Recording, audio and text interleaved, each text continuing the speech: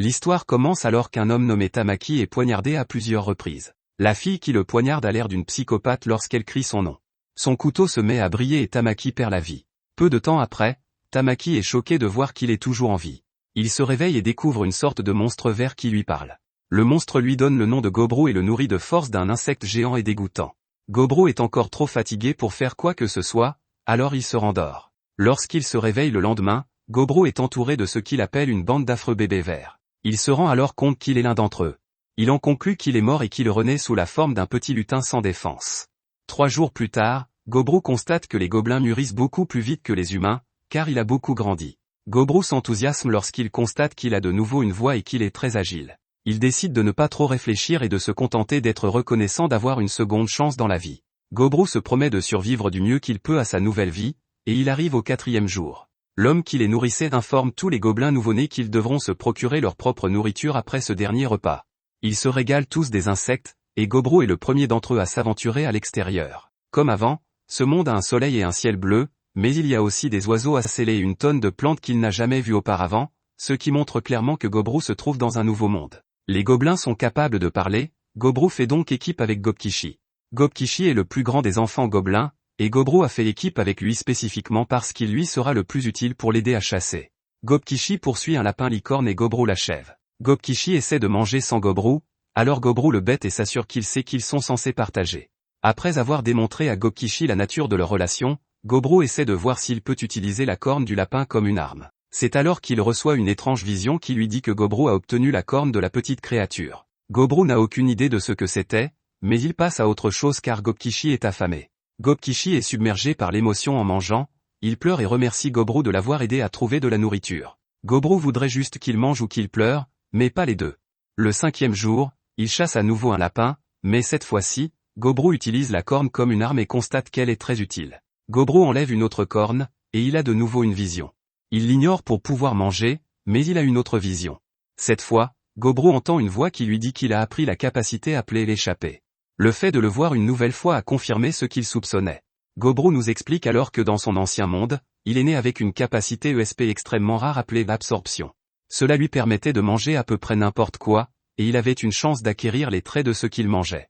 Heureusement, il semble qu'il possède toujours cette capacité, mais malheureusement, il semble que toutes les autres capacités qu'il avait dans sa vie passée aient été réinitialisées. Alors que Gobru surprend Gobkishi en chassant un lapin, Gobru se dit qu'il a beaucoup de chance d'avoir conservé son pouvoir d'absorption. En effet, dans ce monde, il y a des tonnes de monstres dotés de pouvoirs incroyables. Le 6e jour, une jeune fille gobelin nommée Gabmi est stupéfaite d'apprendre que nos garçons ont mangé des lapins à cornes. Gobru ne pensait pas que c'était grave, mais Gabmi fait remarquer que quelqu'un vient de perdre la vie après avoir été encorné par un de ces lapins. Elle sait que Gobru est le chef et elle l'admire pour son intelligence, son sang-froid et sa force. Gobkishi se demande ce qu'elle pense de lui, mais elle le trouve ordinaire. Gobru lui propose de participer à leur prochaine chasse et elle accepte. Mais le lendemain, il pleut et la chasse est reportée au surlendemain. Gobru décide d'aller voir dans la réserve du groupe s'il peut fabriquer une nouvelle arme. Il revient avec des matériaux pour fabriquer une arme, mais il ne peut pas oublier ce qu'il a vu d'autre. Dans la réserve, Gobru a trouvé un groupe de femmes humaines captives. La raison en est évidente, mais Gobru préfère ne pas y penser.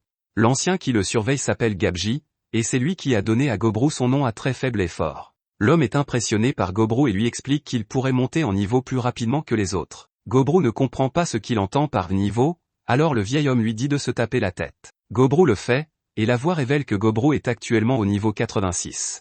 Gabji lui explique qu'une fois qu'il aura atteint le niveau 100, Gobru pourra évoluer vers une forme de vie plus avancée. Gabji doute qu'il y parvienne, car c'est assez rare. Il s'avère que les gobelins vieillissent très vite et que ce vieux monsieur n'a que 20 ans. Gabji explique que les autres vont bientôt revenir et que Gobru va donc pouvoir voir à quoi ressemble un hobgoblin évolué. Le vieux gobelin laisse échapper un rire maniaque en se demandant quel type de proie ils vont ramener cette fois-ci. Le 8e jour, les gars partent à la chasse et Gabmi se joint à eux. Gabmi est chargé des renforts, Gobru combat à moyenne portée et Gobkishi est leur attaquant. Leur formation à 3 gobelins fonctionne à merveille, et ils sont capables de chasser des monstres plus gros. La nourriture est délicieuse, ce qui fait pleurer Gabmi qui n'a mangé que des fruits.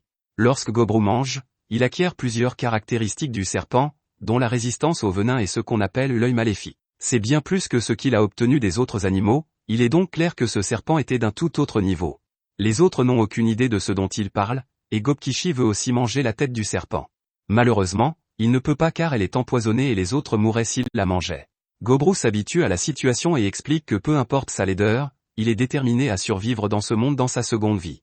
Les 9e et 10e jours ont été consacrés à la chasse, mais le 11e jour, ils ont commis l'erreur d'essayer d'entrer dans une grotte. Leur travail d'équipe brille une fois de plus, car Gobru demande à Gobkichi de les protéger avec un bouclier pour qu'ils puissent utiliser l'œil maléfique sur les chauves-souris qui les attaquent. Les chauves-souris sont ainsi assommés et ils peuvent gagner le combat.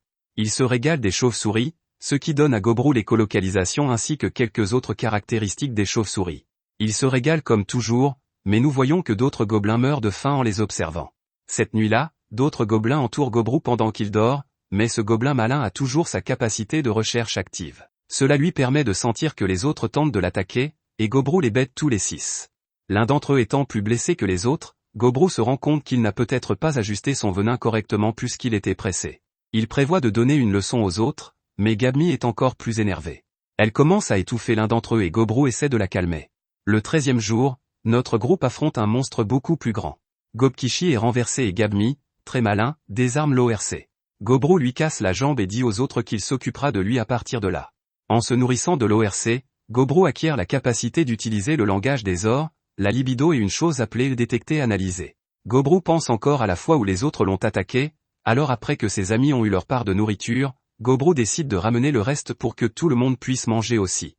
Les autres sont d'abord sceptiques, mais Gobru leur assure que ce n'est pas grave. Ils remercient tous Gobru et commencent à manger de la bonne nourriture pour la première fois. Gobru se tient au-dessus d'eux pendant qu'ils mangent, et il pense au fait qu'il n'aurait jamais envisagé d'aider les démunis dans son ancien monde. Il est évident que son apparence a changé depuis son arrivée dans ce nouveau monde, mais Gobru se demande si quelque chose d'autre n'a pas également changé en lui. Alors que Gobru dort, il a une autre vision. Elle mentionne que les valeurs de son niveau ont été dépassées et qu'il a rempli toutes les conditions spéciales. Nous voyons qu'il est question d'évolution, mais Gobru est trop fatigué pour le lire, alors il se contente de cliquer sur Guib et de se rendormir. Un dernier message indique que Gobru a reçu la bénédiction du grand dieu de la disparition et de l'origine. Le lendemain matin, Gobru se rend compte qu'il ressemble beaucoup plus à ce qu'il était dans son ancienne vie. Un coup d'œil à Gobkichi révèle qu'il a lui aussi évolué. Gabmi est impressionné par ses amis et leur fait remarquer qu'ils sont beaucoup plus grands et beaucoup plus cool maintenant. Gabji est stupéfait de voir qu'ils se sont tous les deux élevés en grade alors que cela ne fait même pas un mois qu'ils sont nés. Gobkichi veut tester sa nouvelle force, et Gobru suppose qu'il veut aller à la chasse. Mais à la surprise générale, Gobkichi veut tester sa force en combattant Gobru, et ce dernier apprécie vraiment l'idée.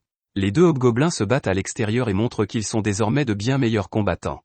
Gobkichi est cependant un peu trop lent, et Gobru finit par remporter le combat facilement. Gobkichi est surpris par la force de Gobru, mais Gobru explique que Gobkichi ne l'a jamais battu en termes de puissance pure. À ce moment-là, Gobru sent que les ennuis approchent, et il surprend Gabmi lorsqu'il sait qu'elle se cache dans les environs. Il lui rappelle l'arbalète qu'ils ont fabriquée la veille et lui demande d'aller la chercher. Nous voyons ensuite quel est le danger, une meute de loups chasse méchamment des lapins. Un ORC s'enfuit car il est terrifié par les loups, mais cela ne sert à rien car les loups le détruisent aussi facilement. Gobru estime qu'ils sont la cible idéale pour tester leur force évoluée et demande à Gabmi de commencer par tirer une flèche sur l'un d'entre eux. Gobru et Gobkichi se jettent ensuite à l'eau et commencent à frapper les loups. Gobru révèle qu'il a utilisé son venin sur les flèches de Gabmi, ce qui leur a permis d'affaiblir facilement le chef des loups. Sans leur chef, les loups n'étaient pas coordonnés. Ils n'avaient pas l'esprit d'équipe nécessaire, et Gobru et son groupe ont pu s'en débarrasser rapidement. Il reste un dernier loup, mais il finit par mourir lui aussi. Gobru détermine que c'est le chef, alors il le mange, et cela lui donne des capacités de chef militaire. Gobru donne plus de nourriture aux autres mais les informe qu'ils devront commencer à attraper la même quantité de proie que celle qui leur est fournie. Ils craignent de ne pas y arriver et supplient Gobru de leur apprendre à chasser. Gobru accepte de leur montrer, et ils sont encore plus reconnaissants quand il leur dit qu'il leur apprendra aussi à fabriquer des armes. Gobru dit que ce n'est pas grave puisqu'ils sont tous des camarades, et ils commencent tous à acclamer son nom.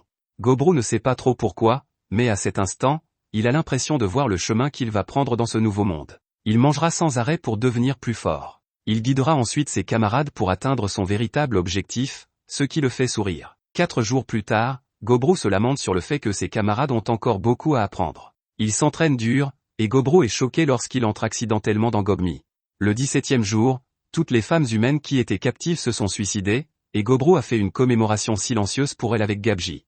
Le 24e jour, Gobru entraîne les autres gobelins. Entre-temps, il a mangé tous les ennemis prometteurs qu'il a pu trouver et a appris beaucoup de nouvelles capacités. C'est alors qu'un autre groupe de gobelins s'approche. Gobru se prépare à protéger tout le monde contre eux, mais Gabji l'arrête et lui explique qu'il s'agit de leur raideur. Gobru est alors choqué d'apprendre qu'ils sont également les pères de la génération de gobelins de Gobru. Les raiders ont capturé un autre groupe de femmes humaines, et les méchants gobelins sont ravis car leur dernier groupe s'est suicidé. Il s'avère que l'ADN des gobelins est si fort que lorsqu'ils s'accouplent avec d'autres espèces, ils donnent toujours naissance à des enfants gobelins. Gobru peut comprendre l'instinct de reproduction, mais cela ne veut pas dire qu'il est d'accord avec ce qui se passe. Il demande à être le seul à s'occuper des femmes humaines, mais cela ne fait que contrarier les raiders. La génération des gobelins Gobru est prête à prendre sa défense, mais cela ne fait que diviser les deux groupes. C'est alors que deux filles gobelins arrivent pour dire aux deux camps de cesser de s'engager dans une guerre civile. Il s'agit de Opsato et de la mage Opsé. Ces filles de génie ont eu l'idée géniale de faire combattre les chefs des deux générations, et le vainqueur décide de ce que le village va faire à partir de maintenant. Le raider veut donner une leçon à Gobru, qui accepte de se battre à son tour. Le combat se termine très vite car Gobru utilise une sorte de corde mystérieuse, les autres ne comprennent pas comment il a fait, alors Gobru explique qu'elle sort simplement de son corps. Il explique alors qu'il s'agit d'une capacité qu'il a apprise et qui lui permet de produire de la soie d'araignée, et qu'il l'a apprise après avoir mangé une araignée démoniaque. Les filles sont étonnées que quelqu'un comme lui soit né pendant leur absence, et Gobru annonce son nouveau statut officiel de chef du village. Il demande si quelqu'un a un problème avec cela, mais personne ne décide de s'opposer à lui. Gobru dit ensuite aux humains qu'il a ordonné à tout le monde de ne pas les toucher. Il ne fera rien non plus, et ils trouveront le temps de les renvoyer dans un village humain. Les filles se demandent si elles vont devoir faire quelque chose, et nous apprenons que Gobru n'a pas agi de manière totalement désintéressée, il veut le savoir des humains. Gobru leur pose quelques questions et apprend que ces filles faisaient partie d'une troupe de voyageurs lorsque les gobelins les ont attaqués. Tous les hommes ont été massacrés, et ces 5 filles étaient les seules survivantes. Au 28e jour, Gobru est surpris de voir que les filles semblent heureuses.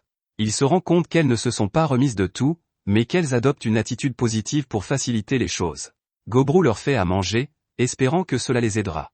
Parmi les filles, il y a 2 sœurs cuisinières et une couturière. Celle qui a des lunettes est alchimiste, et la fille distraite est évaluatrice et forgeronne. Quant à la rousse, c'est une guerrière débutante, il décide donc de la faire participer à leur entraînement plus tard. Gobru entraîna alors tout le monde à fond et les insulta lorsqu'ils étaient fatigués. Les jours suivants, il se concentre sur les exercices de groupe plutôt que sur la chasse, et il leur inculque les nouvelles règles qu'il a établies pour le groupe. Le 31e jour étant pluvieux, Gobru et Gobkishi s'entraînèrent intensément sous les yeux ébahis de tous. Cette nuit-là, Gobru sentit qu'un groupe de gobelins était sur le point d'enfreindre sa règle concernant les femmes humaines. Gobru trancha l'un des gobelins et maîtrisa les autres. Il leur rappelle les règles qu'il a établies et punit l'un d'entre eux pour lui avoir répondu. Gobru s'excuse auprès des femmes et la rousse pleure dans ses bras. Les autres gobelins arrivent et Gobru demande à Gobkishi d'emmener les gobelins retenus à l'extérieur. Il demande également à Gobmi de rassembler les autres gobelins pour qu'ils puissent observer ce qu'ils s'apprêtent à faire. À l'extérieur, Gobru envoie un message aux autres en utilisant ces gars comme exemple, il les bête sans relâche et s'assure que tout le monde comprend bien les règles du village. Tout le monde a bien compris le message et Gobru les renvoie. Gobru s'est arrêté juste avant de mettre fin à leur jour, ce qui signifie que Hopkin, qui a reçu la pire des punitions, est décédé le lendemain matin. Au 32e jour, l'équipe de Gobru utilise une fois de plus son formidable travail d'équipe pour vaincre un cheval triorne. C'était assez difficile, mais cela signifie qu'il a reçu une tonne de nouvelles capacités. L'une d'entre elles est le Triburst, qui lui permet d'asséner 3 coups en une seule fois. Cette nuit-là, la rousse s'endort dans le lit de Gobru, qui se rend compte que l'incident de la veille a dû la traumatiser. Gobru la réconforte et lui permet de passer la nuit avec lui. Cependant, lorsqu'il se réveille, Gobru découvre que Gabmi les a rejoints. Ce jour-là, il découvre également que la femelle gobelin nommée Gabi s'est transformée en hobgoblin. Dans l'ensemble, les choses se passent plutôt bien. Gobmi dirige l'unité de combat à distance et Gobkishi est en charge des forces armées. Opsato s'occupe de la force orientée vers la mobilité, et Gabi a pris en charge le soutien arrière, qui se concentre sur les tâches ménagères. Opsi serait le capitaine des mages, mais pour l'instant, elle est la seule mage du village. Pour le reste de la journée, Gobru laisse les capitaines s'occuper de l'entraînement, ce qui lui permet de s'enfoncer dans la forêt pour chasser diverses proies. Il s'essaie à la magie de destruction et est choqué de voir à quel point elle est puissante, puisqu'il détruit facilement l'un des puissants triornes en une seule attaque. Gobru se rend compte après cela que la magie l'a rendu trop confiant. Alors qu'il se rend dans la forêt du Nord, il trouve une zone étrange avec une tonne de sang, et il se souvient de quelque chose que Gabji a dit à tous les gobelins. Gabji les avait prévenus de ne jamais aller dans la forêt du Nord pour quelque raison que ce soit. À l'intérieur, il y a un terrifiant monstre cramoisi appelé l'ours rouge. C'est là que Gobru se trouve maintenant, et il voit que ce monstre a facilement déchiré un triorne. L'armure du triorne était incroyablement difficile à percer, mais ce n'était rien pour cet ours. À ce moment-là, l'ours rouge apparaît, et Gobru reconnaît qu'une personne normale essaierait probablement de s'enfuir. Mais Gobru n'est pas une personne normale, il veut le combattre, le battre et le manger pour voir quel type de capacité il obtiendra. Gobru a l'intention d'utiliser toutes les armes de son arsenal, il commence donc par utiliser la magie de destruction de la phase 1. De retour au village, Gabmi s'inquiète de ne pas avoir vu Gobru depuis un moment. Les autres ne l'ont pas vu non plus, ce qui ne fait qu'accroître son inquiétude. Gobru est choqué lorsque l'ours rouge sacrifie son bras droit pour se défendre contre son sort de disparition. L'ours lance une rafale d'attaque et Gobru se rend compte que l'armure de compétences raffinée qu'il a reçue du Triorn ne pourra pas le protéger. Gobru doit passer à l'offensive et s'attaque à la tête de l'ours. Il est à nouveau choqué lorsque son arme ne parvient pas à percer le crâne de l'ours, qui les envoie voler. Gobru couvre la corde du baron, mais celui-ci se libère et utilise un souffle de feu d'une puissance phénoménale. La forêt s'embrase et Gobru doit soigner ses blessures. L'attaque est très inquiétante car Gobru n'a jamais vu ni même entendu parler d'un ours crachant du feu dans sa vie passée. C'est un adversaire très dangereux, et Gobru se rend compte qu'il devra accepter d'encaisser des dégâts pour gagner. Gobru porte une nouvelle attaque et se protège du souffle de feu. La bête est assez résistante à l'extérieur, mais Gobru utilise intelligemment l'attaque du souffle de feu contre l'ours et le transperce en plein dans la gueule. Gobru est content de lui, mais il est choqué de constater que ce n'est pas suffisant. L'ours féroce le renverse et Gobru fait de son mieux pour limiter les dégâts qu'il subit. Gobru a tout de même subi beaucoup de dégâts à cause de l'attaque incroyablement puissante, et il concède donc que ce round est un match nul. Sa lame est toujours dans la gueule de l'ours, qui ne pourra donc plus utiliser son souffle de feu. Cet ours d'une force folle ne montre toujours aucun signe d'effondrement, mais Gobru n'est plus qu'à une attaque de perdre la vie. Gobru est très désavantagé, mais ce type est fou car il proclame que son repas n'en sera que meilleur. Gobru reprend le combat et parvient à infliger quelques dégâts, mais ce n'est pas suffisant. Il dit alors à l'ours qu'il veut déjà le manger, et il repart à l'assaut, mais il perd un bras. Au 34e jour, Gobru a finalement gagné la folle bataille, mais il n'a survécu que de justesse. Gobru finit par manger l'ours et reçoit une tonne de caractéristiques puissantes, dont des dégâts importants et une force surpuissante. Gobru s'évanouit peu après, mais nous constatons une fois de plus qu'il a dépassé ses valeurs de niveau et qu'il a rempli toutes les conditions. Cela lui permet maintenant d'évoluer vers une espèce rare d'ogre. Sa conscience s'affaiblit, Gobru choisit donc simplement 800 lyres. Au 35e jour, Gobru continue de manger l'ours et acquiert des caractéristiques encore plus incroyables. Il prend son couteau, qui semble beaucoup plus petit qu'avant, et Gobru est choqué de réaliser qu'il est devenu un ogre. Gobru retourne au village, mais tout le monde est terrifié par lui et craint d'être attaqué. Il se prépare à fuir en se demandant pourquoi l'ogre leur sourit et souhaite que Gobru soit là pour les sauver. Heureusement, Gabmi le reconnaît, mais au lieu d'être surprise par son évolution, elle lui en veut d'être partie si longtemps. Elle finit par se blesser, mais elle continue de gronder Gobru. Elle est contrariée qu'il ait perdu son bras, mais les autres sont tous étonnés qu'il ait vaincu l'ours rouge. Gabji est le plus choqué de tous, car il souligne que Gobru a été capable de vaincre le maître des bois du Nord un mois seulement après sa naissance. Tout le monde avait des questions à lui poser, mais Gobru était simplement heureux d'avoir survécu et d'avoir pu rejoindre sa nouvelle maison dans son nouveau monde. Quelque temps plus tard, tout le monde est encore étonné de l'évolution de Gobru, qui est devenu beaucoup plus grand et plus fort. Gobru va voir les femmes humaines, mais il est suivi de près par Gobmi et la rousse pour une raison inconnue. Comme prévu, les humains sont terrifiés par lui, mais il parvient à les calmer en leur expliquant que c'est lui. Gobmi, elle, semble contrariée par quelque chose puisqu'elle lui pince la jambe. La forgeronne est déçue de voir qu'il a détruit la hache qu'elle lui avait fabriquée, mais elle révèle qu'elle a fabriqué son couteau à l'aide d'une pierre spirituelle spéciale. Gobru la félicite, mais constate que les autres filles ont commencé à le pincer encore plus fort. Les jumeaux ont besoin d'aide pour faire la cuisine, Gobru leur explique qu'il va demander à quelques gobelins de les aider. Gobru est impressionné par le fait qu'elles se soient habituées si rapidement à côtoyer des gobelins, et il leur dit qu'elles feraient d'excellentes épouses. Il leur demande si elles veulent être ses épouses, et elles le traitent de chien rusé. Gobru est heureux de leur sourire, mais une fois de plus, la rousse et Gobmi s'énervent. Gobru découvre alors que l'alchimiste a fabriqué du poison, à l'origine, c'était pour se défendre, mais maintenant qu'il y a un gobelin en qui elle peut avoir confiance comme Gobru, elle n'en a plus l'utilité. Gobru la prend dans ses bras et admire son sourire, mais il sent immédiatement les intentions meurtrières des autres filles. Gobru a passé tout son temps à encourager les filles, mais maintenant son esprit est épuisé. Au 36e jour, Gobru se rend compte qu'il ne peut plus s'entraîner avec les autres. Il est devenu si puissant que les gobelins ordinaires se retrouvent dans un état critique, même sous ses coups les plus légers. Même l'armure de Gobkishi n'y résiste pas. Alors que Gobru soigne un gobelin presque mort, il se demande ce qui ne va pas chez Gobkishi. Gobkishi répond que ce n'est rien n'est par chasser, mais Gobru voit bien que quelque chose ne va pas. Par ailleurs, Gobru a commencé à remarquer que Opsei et Gobmi ont commencé à chasser ensemble, que la femme rousse s'entraîne seule, et que Gabi continue son passe-temps de miner des pierres spirituelles. Quant à Gobru, nous voyons qu'il peut encore utiliser son bras manquant comme un slim grâce au fait qu'il a déjà mangé un slim. Gobru se demande si Gobkishi va s'en sortir, mais Opse lui fait remarquer que cela dépend de l'effort que Gobkishi va fournir. Les deux se disputent, Gobru souhaite que Opse lui rende son livre et pense qu'il a enfin pu passer une journée tranquille. Au 37e jour, Gabi panique en découvrant une petite créature en très mauvais état. Gobru fait de son mieux pour la soigner, mais elle perd trop de sang. Il décide alors d'aller chercher un médicament pour produire du sang à l'alchimiste. Heureusement, cela fonctionne, et ils expliquent qu'ils sont à la chose qu'ils appellent une escarboucle. L'escarboucle se présente comme Latanna et révèle qu'elle a été attaquée par des humains. La pierre précieuse qu'elle porte sur la tête est un matériau de grande qualité, son prix est donc fixé à 1 milliard d'or. Latanna leur demande de lui prêter leur pouvoir et les supplie de se débarrasser des humains qui l'ont attaqué. Gobru connaît l'histoire des escarboucles, leur maître, Velvet, était un célèbre magicien légendaire, et il les a créés pour surveiller son repère secret.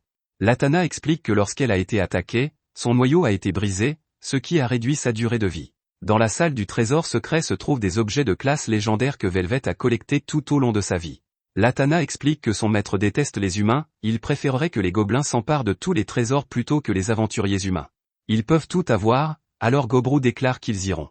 La forgeronne lui donne sa nouvelle dague, mais il dit aux filles effrayées de ne pas s'inquiéter car il n'éliminera pas les humains de manière flagrante, son travail consiste simplement à les faire partir, mais il prévient qu'il devra peut-être utiliser la force s'il n'écoute pas. Il passe ensuite par le trou que Gabi a fait, car c'est le chemin qui mène à la salle du trésor. Gobru décide d'essayer de persuader les humains de partir, alors il dit aux autres de se cacher. Il trouve les aventuriers qui cherchent la salle du trésor, mais ceux-ci pensent qu'il n'est qu'un monstre de plus à vaincre. Ils l'attaquent mais sont rapidement choqués lorsqu'il est capable de détecter la présence de leur assassin invisible. Gobru leur explique qu'il s'agit de la maison de quelqu'un et que ce qu'ils font est un vol et un meurtre. Il est clair qu'ils ne se sentent pas coupables non plus, et Gobru décide donc qu'ils ne peuvent pas être sauvés. Les stupides humains sont choqués qu'un ogre puisse parler anglais aussi bien, et Gobru dit qu'heureusement pour eux, il a aussi un bon cœur. Ils refusent d'écouter et l'attaquent à leur tour, mais Gobru esquive facilement et leur demande à nouveau de partir. Ils n'écoutent pas et Gobru analyse la situation. Les humains ont 3 joueurs dans leur ligne arrière qui utilisent beaucoup d'objets magiques de haute qualité.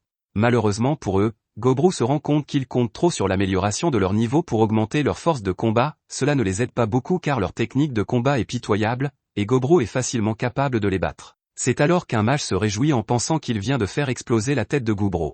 Ils sont bien sûr choqués lorsqu'ils se rendent compte que leur attaque n'a fait qu'attiser la colère de Gobru.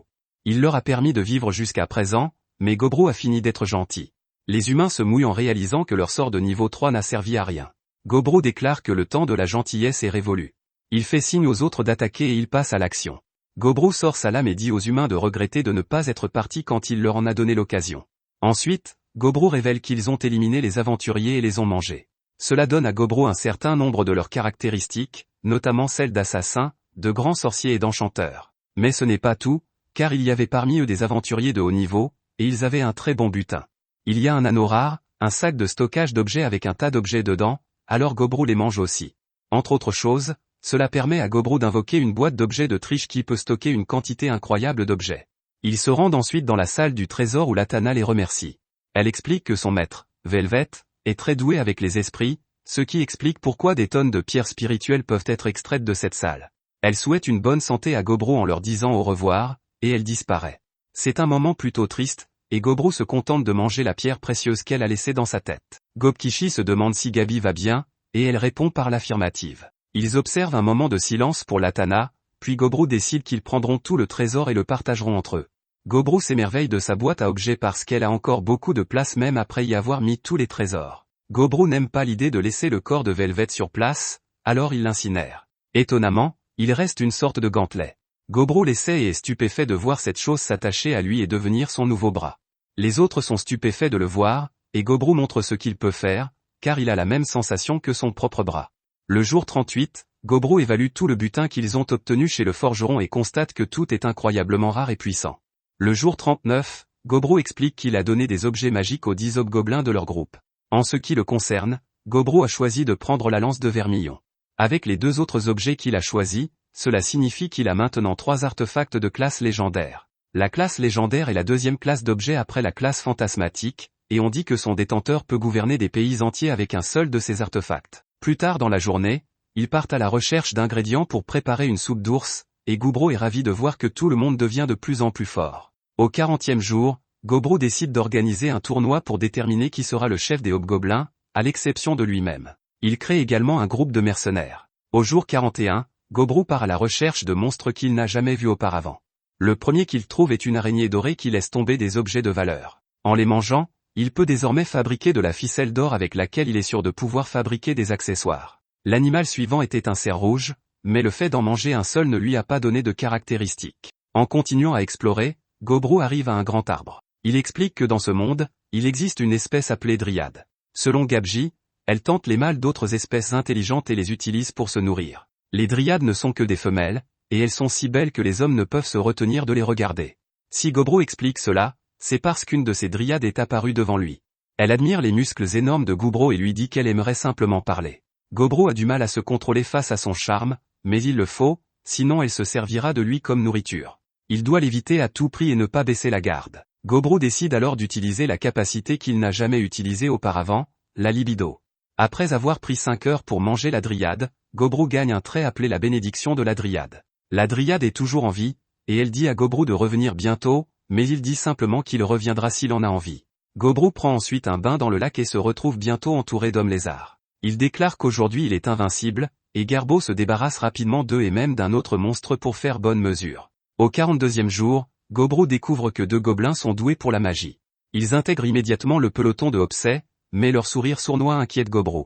Plus tard dans la journée, Gobru apprend à enchanter son arme, mais cela semble contrarier la forgeronne. Au jour 43, Gabmi est en colère contre son fils, mais personne ne lui explique pourquoi, on lui dit simplement de se servir de sa tête. La rousse est tout aussi en colère, et les 2 cuisinières semblent également contrariées car elles essaient de lui donner de la nourriture empoisonnée.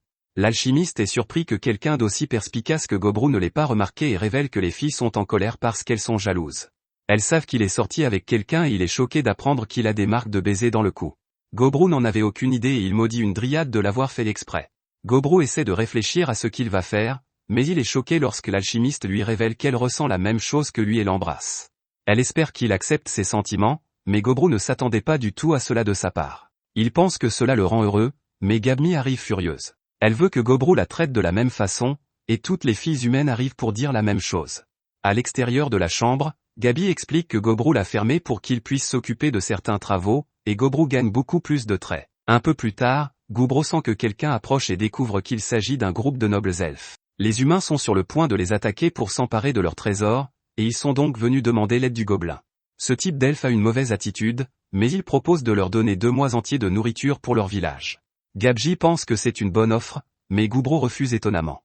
Il se fiche de la situation, il veut juste qu'il soit plus sincère lorsqu'il demande de l'aide. L'homme s'apprête à attaquer Gobru, mais ce dernier sème la terreur dans leurs âmes d'un regard terrifiant. Gobru l'avertit alors de dire à ses archers cachés de baisser leurs arcs. Ils essaient de lui tirer dessus à la place, mais ils n'ont aucune chance de blesser Gobru. Le lutin les fait cesser d'attaquer, et Gobru explique qu'il rejette son offre parce qu'il n'est tout simplement pas de bonne humeur. Cependant, les gobelins vivent aussi dans cette forêt. Si les humains posent des problèmes, il n'est pas opposé à ce qu'ils fassent équipe. Gobru surprend alors tout le monde en utilisant son arme légendaire pour menacer tous les elfes à la fois. Gobru ne comprend pas vraiment comment elle fonctionne, mais s'il poignarde quelque chose avec, il est capable de produire une quantité illimitée de lances qui peuvent s'étendre sur 100 mètres. Les elfes s'enfuient, terrifiés, et Gobru espère ne pas les revoir avant un bon moment. Au 45e jour, Gobru traque 20 limaces grises. En mangeant leur noyau, il acquiert un certain nombre de capacités, dont la régénération des fluides et l'autoréplication. Gobru essaie l'autoréplication et découvre qu'il peut créer une minuscule version de lui-même à partir de son sang. Il peut même se voir à partir de cette chose, ce qui signifie qu'ils ont des sens liés. Cela donne à Gobru une idée brillante. Le 46e jour, il demande aux filles de fabriquer des vêtements dont la doublure est faite de son sang. Ainsi, les vêtements peuvent servir de transmetteurs en cas de danger. Le 47e jour, l'un des mines scouts de Gobru découvre que les elfes n'ont pas retenu la leçon puisqu'ils sont revenus.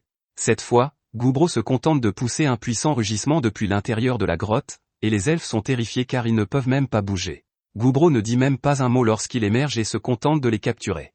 Le chef des elfes explique que le manque de respect de Gobru a blessé son orgueil, ce qui a valu à Gobru plus d'une mort. Les autres elfes s'excusent de ne pas avoir pu arrêter leur chef. Gobru a pris une décision, mais elle est sévère. Leur chef peut déjà être considéré comme mort, mais les autres auront une chance de survivre. Gobru les fera affronter les gobelins dans un simulacre de combat, et les elfes qui gagneront vivront.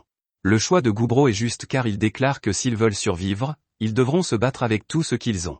Finalement, sur les 23 elfes, 6 ont été vaincus. Ces 6 elfes sont tous des hommes, mais Goubro admet qu'il a modifié les combats parce qu'il n'aime pas voir des femmes se faire éliminer. Goubro grignote alors les perdants, et il obtient beaucoup plus de capacités. Goubro révèle ensuite aux survivants qu'ils sont désormais prisonniers. Ils pensaient être libérés, mais Goubro leur rappelle qu'ils ont quand même essayé d'éliminer les gobelins. Gabji pense que les elfes prisonniers seront très amusants, mais Goubro lui rappelle qu'il est interdit de toucher les prisonniers. Gabji promet d'écouter son chef, mais il le supplie quand même, car il est désespéré. Goubro va ensuite donner la punition finale au chef de l'unité des elfes. Le 48e jour, Gobkishi atteint le niveau 100. Le 49e jour, tout le monde est stupéfait de voir que Gobkishi a évolué en une variante spéciale. Sa couleur rouge foncé est le résultat d'une bénédiction du demi-dieu de la flamme, et sa peau de cœur de fer est une bénédiction du demi-dieu de la guerre. Gobkishi explique que Goubro n'a eu personne avec qui s'entraîner depuis qu'il est devenu un ogre, et Gobkishi craignait de ne jamais pouvoir le rattraper. Gobkishi a changé, et il s'entraîne à l'extérieur. Goubro domine toujours le combat, mais Gobkishi est étonnamment capable de se défendre. Goubro finit par gagner le combat, mais cette rencontre lui a prouvé que Gobkishi était vraiment son rival. Cette nuit-là, Goubro, épuisé, est accueilli par une étrange silhouette. Cette chose s'excuse pour une raison quelconque et offre à Goubro un cadeau, c'est le moins qu'elle puisse faire. Goubro se réveille mais n'a aucune idée de ce qui vient de se passer. Au 51e jour, Goubro se demande si Gobkishi a inspiré les autres car ils ont 4 nouveaux hobgoblins. L'un d'entre eux est même destiné à devenir un mage, et un autre sera un clerc. Le clerc s'appelle Gabji, et il promet de guérir autant de gens que possible. Obsé a lui aussi évolué, il a rejoint la famille des seigneurs en tant que demi-sorcier des sorts. Les seigneurs des sorts n'ont généralement pas de marque comme celle qu'elle a sur les bras, et Goubro remarque qu'elle ressemble à celle qu'il a sur le corps. Obsé déborde de mana et veut tester sa force à l'extérieur. Elle démontre son immense puissance avec une incroyable attaque de feu et explique qu'elle peut en faire encore une vingtaine au moins. C'est assez incroyable, mais ce qui est encore plus surprenant, c'est qu'elle n'est encore qu'un demi-sorcier des sorts, et qu'elle évoluera probablement en un seigneur des sorts à part entière la prochaine fois. Goubro lui donne un nouvel équipement pour accompagner son évolution, et elle dit à Obsato, jaloux, qu'elle la rattrapera bien assez tôt. Goubro se rend compte que les évolutions sont assez fréquentes, et il soupçonne qu'il en est la cause. L'environnement d'un gobelin au cours de son premier mois de vie a un effet majeur sur son taux de croissance. C'est formidable que tout le monde devienne plus fort, mais Goubro admet que tous les habitants du village n'ont pas cette chance. Au 52e jour, les gobelins de l'ancienne génération expriment leur mécontentement. Ils ont fait de leur mieux pour s'accrocher, mais ils sont laissés pour compte par tous les jeunes gobelins. Ils ont décidé de quitter le village et sont choqués lorsque Goubro décide de ne pas mettre fin à leur vie pour l'avoir trahi. Goubro leur explique qu'ils n'ont rien volé et que c'est à eux de décider s'ils veulent partir. Ce qui est encore plus surprenant, c'est que Goubro leur offre un cadeau d'adieu, il s'agit d'un couteau magique en mitral au tranchant incroyablement aiguisé. Le 53e jour, Goubro trouve un humain qui a été tué par un ORC. Il n'y avait plus d'espoir pour lui, mais après l'avoir mangé, Goubro a découvert qu'il avait une capacité très intéressante. Il espère qu'en l'utilisant à bon escient, il pourra rendre hommage à cet homme. Ce soir-là, Goubro est plus heureux que jamais lorsque l'alchimiste lui révèle qu'elle a réussi à fabriquer de l'alcool. Au 54e jour, Goubro annonce que la génération précédente de gobelins a quitté le village et propose à tous les autres de les rejoindre. Comme personne ne veut partir, il porte un toast. Le 55e jour, le génie Goubro travaille à la fabrication de boucles d'oreilles contenant son sang afin qu'elles puissent servir de moyen de communication. Le 56e jour, Goubro a découvert qu'elles fonctionnaient parfaitement, et il en a donc fabriqué pour tout le monde. Le jour 57, Gabi a abattu un triorne et Goubro a testé sa capacité de dompteur de monstres qu'il avait obtenue de l'humain. Cela a parfaitement fonctionné et le triorne est devenu leur premier familier. Le 58e jour, nous découvrons que Goubro a également un grand ours comme familier. Le chef d'une meute de loups noirs est devenu son animal de compagnie et le garde du corps des femmes humaines. Le jour 59, Goubro subit un choc incroyable, la jeune fille rousse qui était très faible au départ est devenue une puissante guerrière. Alors qu'ils sont en train de manger, Goubro est surpris d'apprendre qu'elle vient d'obtenir un nouveau travail. Quelques instants plus tard, elle montre ses nouvelles prouesses de chasseuse, et Goubro lui explique que son nouveau travail est celui de soldat de l'ombre. Elle doit maintenant manger régulièrement des monstres, sinon elle mourra. Plus tard, Goubro apprend que des humains ont attaqué des gobelins dans la forêt. Il comprend alors que la guerre entre les humains et les gobelins est sur le point d'éclater. Au 60e jour, Goubro sent que les kobolds sont poursuivis par quelque chose qu'il ne peut même pas détecter avec son pouvoir de recherche. Lorsque les kobolds parviennent à la grotte, ils découvrent que leurs poursuivants sont des squelettes animés par magie. Les archers de Gabmi tentent de les abattre, mais leurs flèches ne les touchent pas. Il y a une quantité incroyable de squelettes, et Gobkishi craint que les choses ne tournent mal. La capacité de recherche de Goubro lui permet de voir un grand signal derrière tous les squelettes, qui est probablement la seule chose qui les crée. Les autres essaient de combattre les squelettes, et l'une des attaques d'Obsato fait comprendre à Goubro que couper les squelettes ne fonctionne pas, mais que les briser est incroyablement efficace. Tout le monde pose ses armes et commence à frapper tous ses adversaires. Comme ils sont encore trop nombreux, Goubro décide de mettre fin à la bataille. Il commence un compte à rebours dans sa tête tout en se frayant un chemin à travers l'armée de squelettes. Il finit avec 3 secondes d'avance, mais il réussit à écraser le monstre qui crée tous les squelettes. En mangeant ce monstre, il obtient la possibilité d'invoquer des morts vivants inférieurs et de matérialiser des équipements de haut niveau, entre autres. Par la suite, les Kobolds s'excusent pour leur erreur, ils ont accidentellement creusé dans le trésor de Velvet, que les gobelins avaient envahi plus tôt, et ils ont réveillé son gardien, le grand squelette. Dans un ultime effort pour survivre, ils ont couru jusqu'à la grotte de Goubro, connue sous le nom de terrifiant ogre noir. Ces Kobolds appellent désormais Goubro leur seigneur, mais ce dernier leur fait remarquer qu'il a éliminé beaucoup de leurs semblables. Ils lui doivent la vie et déclarent donc que ce qui leur arrivera désormais dépendra entièrement de Goubro. Goubro comprend et fait soigner leurs blessures par leur clerc. Goubro jette ensuite un coup d'œil à tous ceux qui se trouvent dans sa grotte. Il n'a aucune idée de la façon dont cela s'est passé, mais il a rassemblé une foule assez intéressante. Le jour 61, Goubro part chasser avec Gobkishi, et ils aperçoivent 12 soldats humains armés. Ils les suivent et Goubro utilise son pouvoir pour les écouter.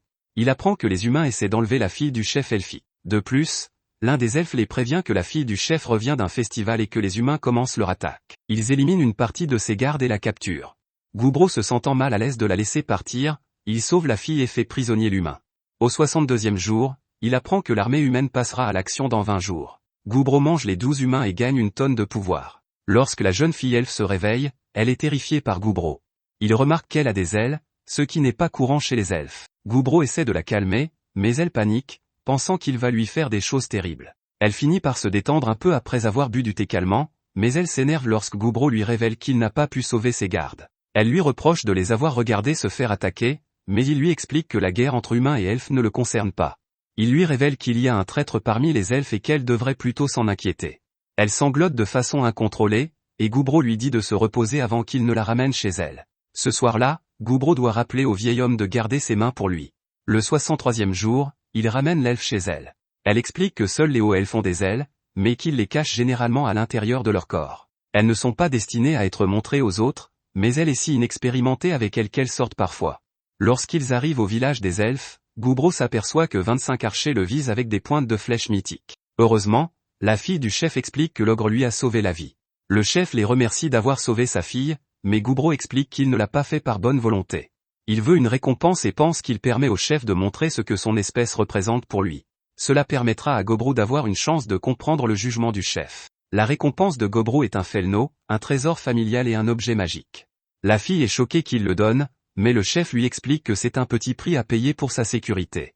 Goubro, satisfait, propose en retour aux elfes de leur donner des informations sur les mouvements de l'armée humaine. Les deux groupes sont maintenant en bons termes, et les elfes ont donné aux gobelins une tonne d'équipements en mithril. Le chef leur demande s'ils sont au courant de la disparition d'un groupe de combattants d'élite, mais Goubro fait semblant de n'avoir aucune information à ce sujet. Le chef offre même à Goubro de l'alcool de qualité, et Goubro promet de les aider chaque fois qu'ils en auront besoin. Ce soir-là, Goubro n'arrive pas à croire à quel point leur alcool est délicieux. Le 64e jour, Goubro est choqué de découvrir que Gabmi est devenu un vampire. De plus, ils ont 8 nouveaux hobgoblins. Gabmi a également de nouvelles capacités. Le dieu de la glace lui a donné la possibilité de créer et de manipuler de grandes quantités de glace. Ses yeux maléfiques lui permettent de charmer ses ennemis pour qu'ils se battent entre eux. Goubro semble reconnaître son apparence, mais il ne sait pas trop pourquoi. Gabi a également évolué, et elle est maintenant un demi-seigneur de la terre. Les seigneurs de la terre ont la capacité de manipuler le sol. Elle peut aussi rendre son corps plus fort et utiliser la magie de l'éclair pour détecter les gemmes. Quant à Obsato, elle est devenue un demi-seigneur du sang, qui a la capacité de contrôler le sang et d'en faire des armes. De plus, tous ces gobelins évolués ont des tatouages pour une raison ou une autre, et ils se trouvent tous à des endroits différents. Ils disent que les tatouages leur donnent du pouvoir, et Goubro espère donc en apprendre plus sur eux. En raison de toutes ces évolutions, Goubro décide de leur donner de nouveaux noms. Nous voyons ensuite un tableau qui classe les races en fonction de leur puissance. L'ogre est au 5e rang, derrière les dampires et les seigneurs. Ogrou sait que les elfes se tourneront vers eux pour les aider dans leur combat contre les humains. Il a déterminé qu'ils avaient besoin d'autant d'atouts que possible, et a donc distribué des boucles d'oreilles de communication à de nouveaux camarades. Les filles elfes qu'ils détiennent en captivité ont refusé de les porter, car il est extrêmement tabou pour les elfes de décorer leurs oreilles. Mais Ogrou a mis du temps à les faire changer d'avis. Ogro a ensuite demandé à ses nouvelles camarades de se joindre à eux pendant l'entraînement, il a alors utilisé sa capacité d'invocation de morts-vivants inférieure. Il a convoqué des squelettes pour qu'ils puissent s'entraîner. Ogro a apporté quelques modifications et les a dotés d'armure, plus un squelette a d'armure, plus il est de bonne qualité. Les elfes ont eu du mal et ont perdu la plupart de leurs matchs, mais Ogro était tout de même satisfait car le groupe est en train de gagner en confiance. Au 65e jour, Ogro a appris qu'en utilisant moins de mana, il peut créer des squelettes, des zombies et d'autres morts vivants. Il se demandait quel goût ils auraient, mais il s'est rendu compte qu'il ne pouvait pas les manger, ils sont cependant utiles pour s'entraîner et acquérir de l'expérience. Ils sont purifiés en quelques secondes à la lumière du jour, donc ne pas pouvoir les utiliser pendant la journée est une corvée. Le groupe d'Ogro compte désormais plus de 100 membres. Les kobolds sont en position assez basse, ils devront donc travailler plus dur que les autres. Après un combat, Ogro craint que Gofu ne mange trop de viande avariée, mais elle pense que c'est ce qu'il y a de mieux. Le 66e jour, le chef des ogres, Terrien, ferme la sortie de la grotte d'où sortent les squelettes. Il a également demandé aux kobolds de chasser dans le but d'obtenir plus de familiers loups. Les kobolds travaillent plus vite qu'ils ne le pensaient, et ils ont pu récolter 20 loups. Sur le chemin du retour, ils rencontrent un puissant sanglier, Curti détruit. Plus tard, la forgeuse révèle qu'elle a amélioré la hache qu'Ogro avait endommagée en combattant l'ours rouge, l'ensemble a été modifié avec un alliage de fer de pierre d'esprit et de mithril. Ogro est impressionné, et la forgeuse révèle qu'elle a pu améliorer sa hache pour en faire une forge élémentaire. Au 67e jour, Ogro Kishi révèle qu'il a toujours eu le béguin pour Urti. Ogro le savait déjà, et Ogro Kishi explique qu'il a besoin d'aide car il ne sait pas quoi faire. Ogro lui propose alors un plan, il veut qu'Ogro Kishi fasse quelque chose cette nuit-là, et il espère avoir de bonnes nouvelles le lendemain matin. Ce soir-là, Ogro Kishi dit à Urti ce qu'il ressent, et elle semble le prendre bien. Le lendemain matin, Ogro Kishi se sent très léger sur ses pieds et plus fort que jamais, lors d'un match contre Ogro. Ogro Kishi réussit à porter plus d'attaques que d'habitude, mais Ogro est content que les choses se soient bien passées pour son ami. Il s'avère que Urti en a parlé à Dami la veille, alors Ogro et Dami ont préparé le terrain. Ogro Kishi a été tellement fort et plein d'énergie qu'Ogro a dû se faire remplacer par le squelette noir lors de leur match d'entraînement. Après l'entraînement, le groupe habituel d'Ogro est parti à la chasse, ils ont trouvé beaucoup d'insectes monstres qu'ils n'avaient jamais vus auparavant, ce qui a permis à Ogro d'acquérir encore plus de capacités.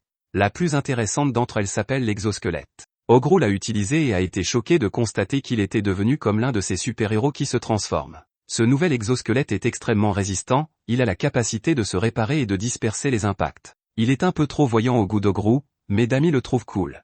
Ogro essaie de reprendre ses anciens vêtements, mais il se retrouve dans son costume d'anniversaire, il s'avère que ses vêtements normaux ont été utilisés pour créer l'exosquelette. C'est dommage, car il aimait beaucoup sa tenue, qui avait été fabriquée à partir de la peau d'ours rouge.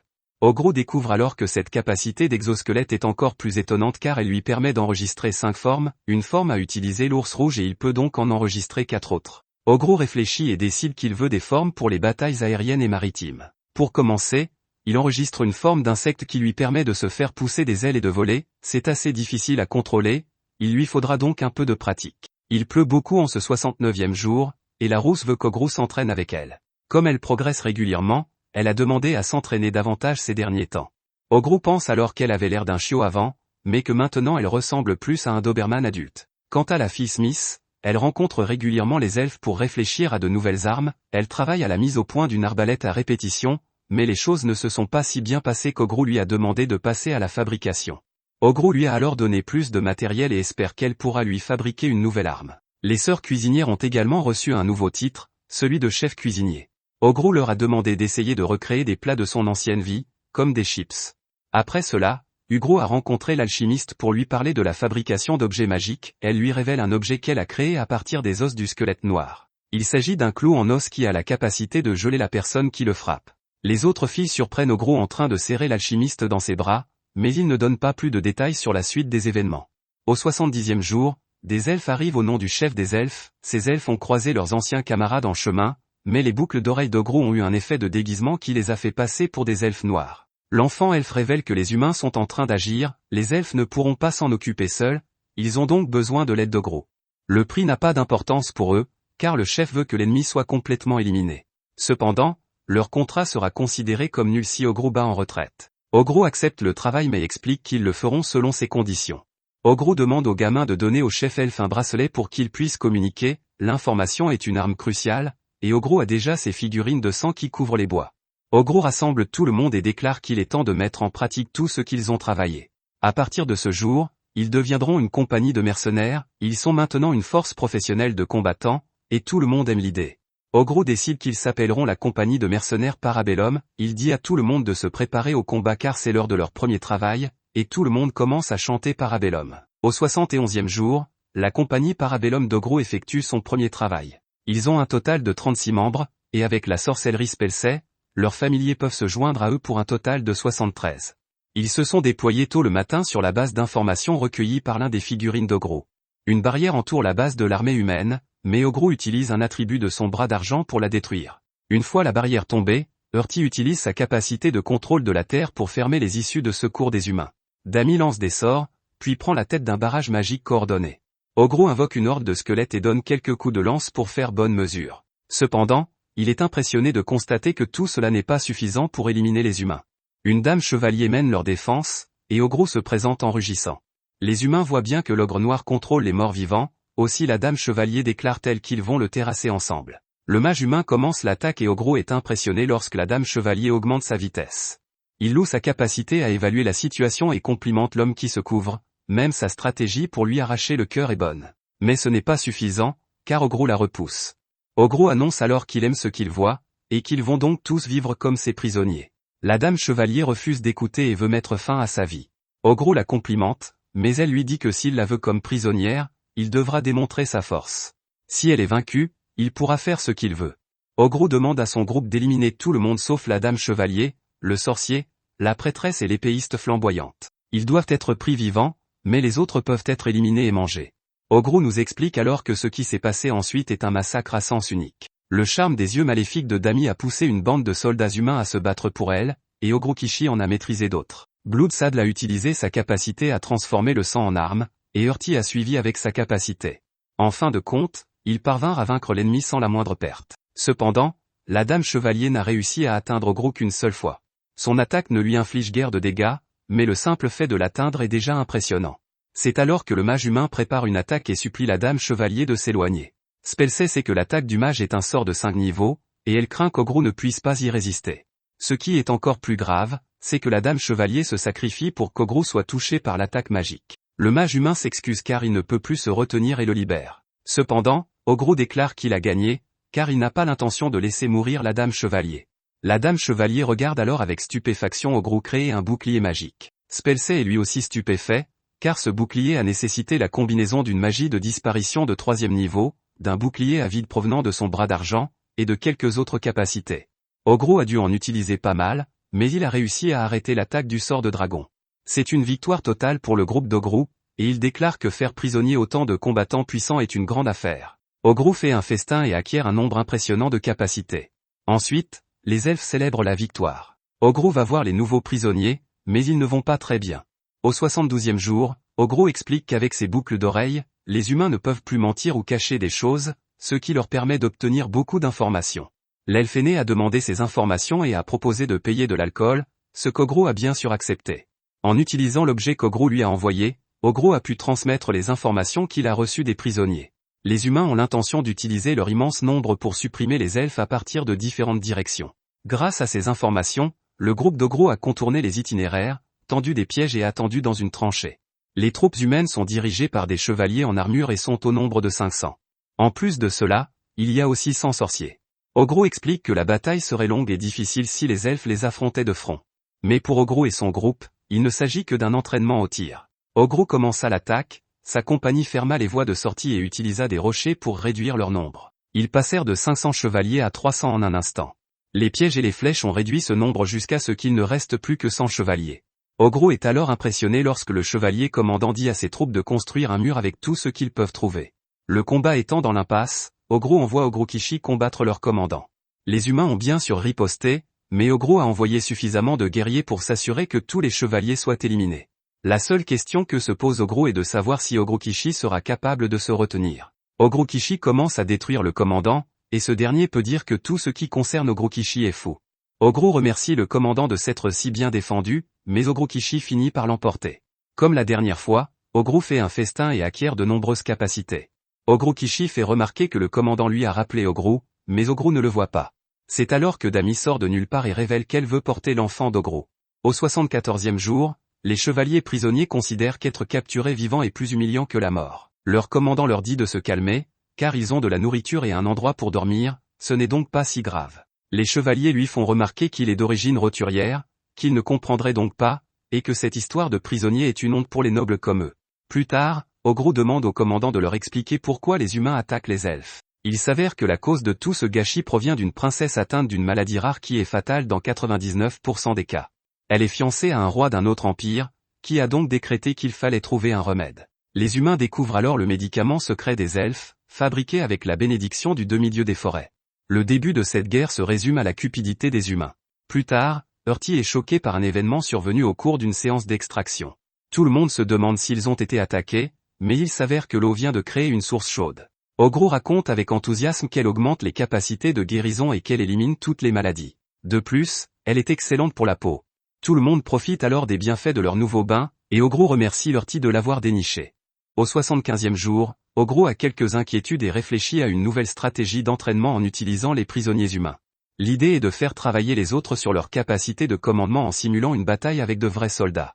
Ils donnent des ordres à leurs soldats équipés de manière appropriée, et ils gagnent s'ils parviennent à battre le chef du groupe adverse. Ogrou lui-même se tient à l'écart et fait office de juge. Par exemple, Spelsé donne des ordres aux troupes défensives et Dami aux archers. Dami et Spelsé ont l'air de bien diriger, mais Ogrou Kishi et Bloodsato n'ont pas réussi à s'imposer. Les humains qui nous regardent ne comprennent même pas ce qui se passe, car les gobelins ne s'entraînent pas à des manœuvres militaires. Le commandant déclare qu'il en a assez de frapper des os, alors qu'il espérait combattre Ogrou de front.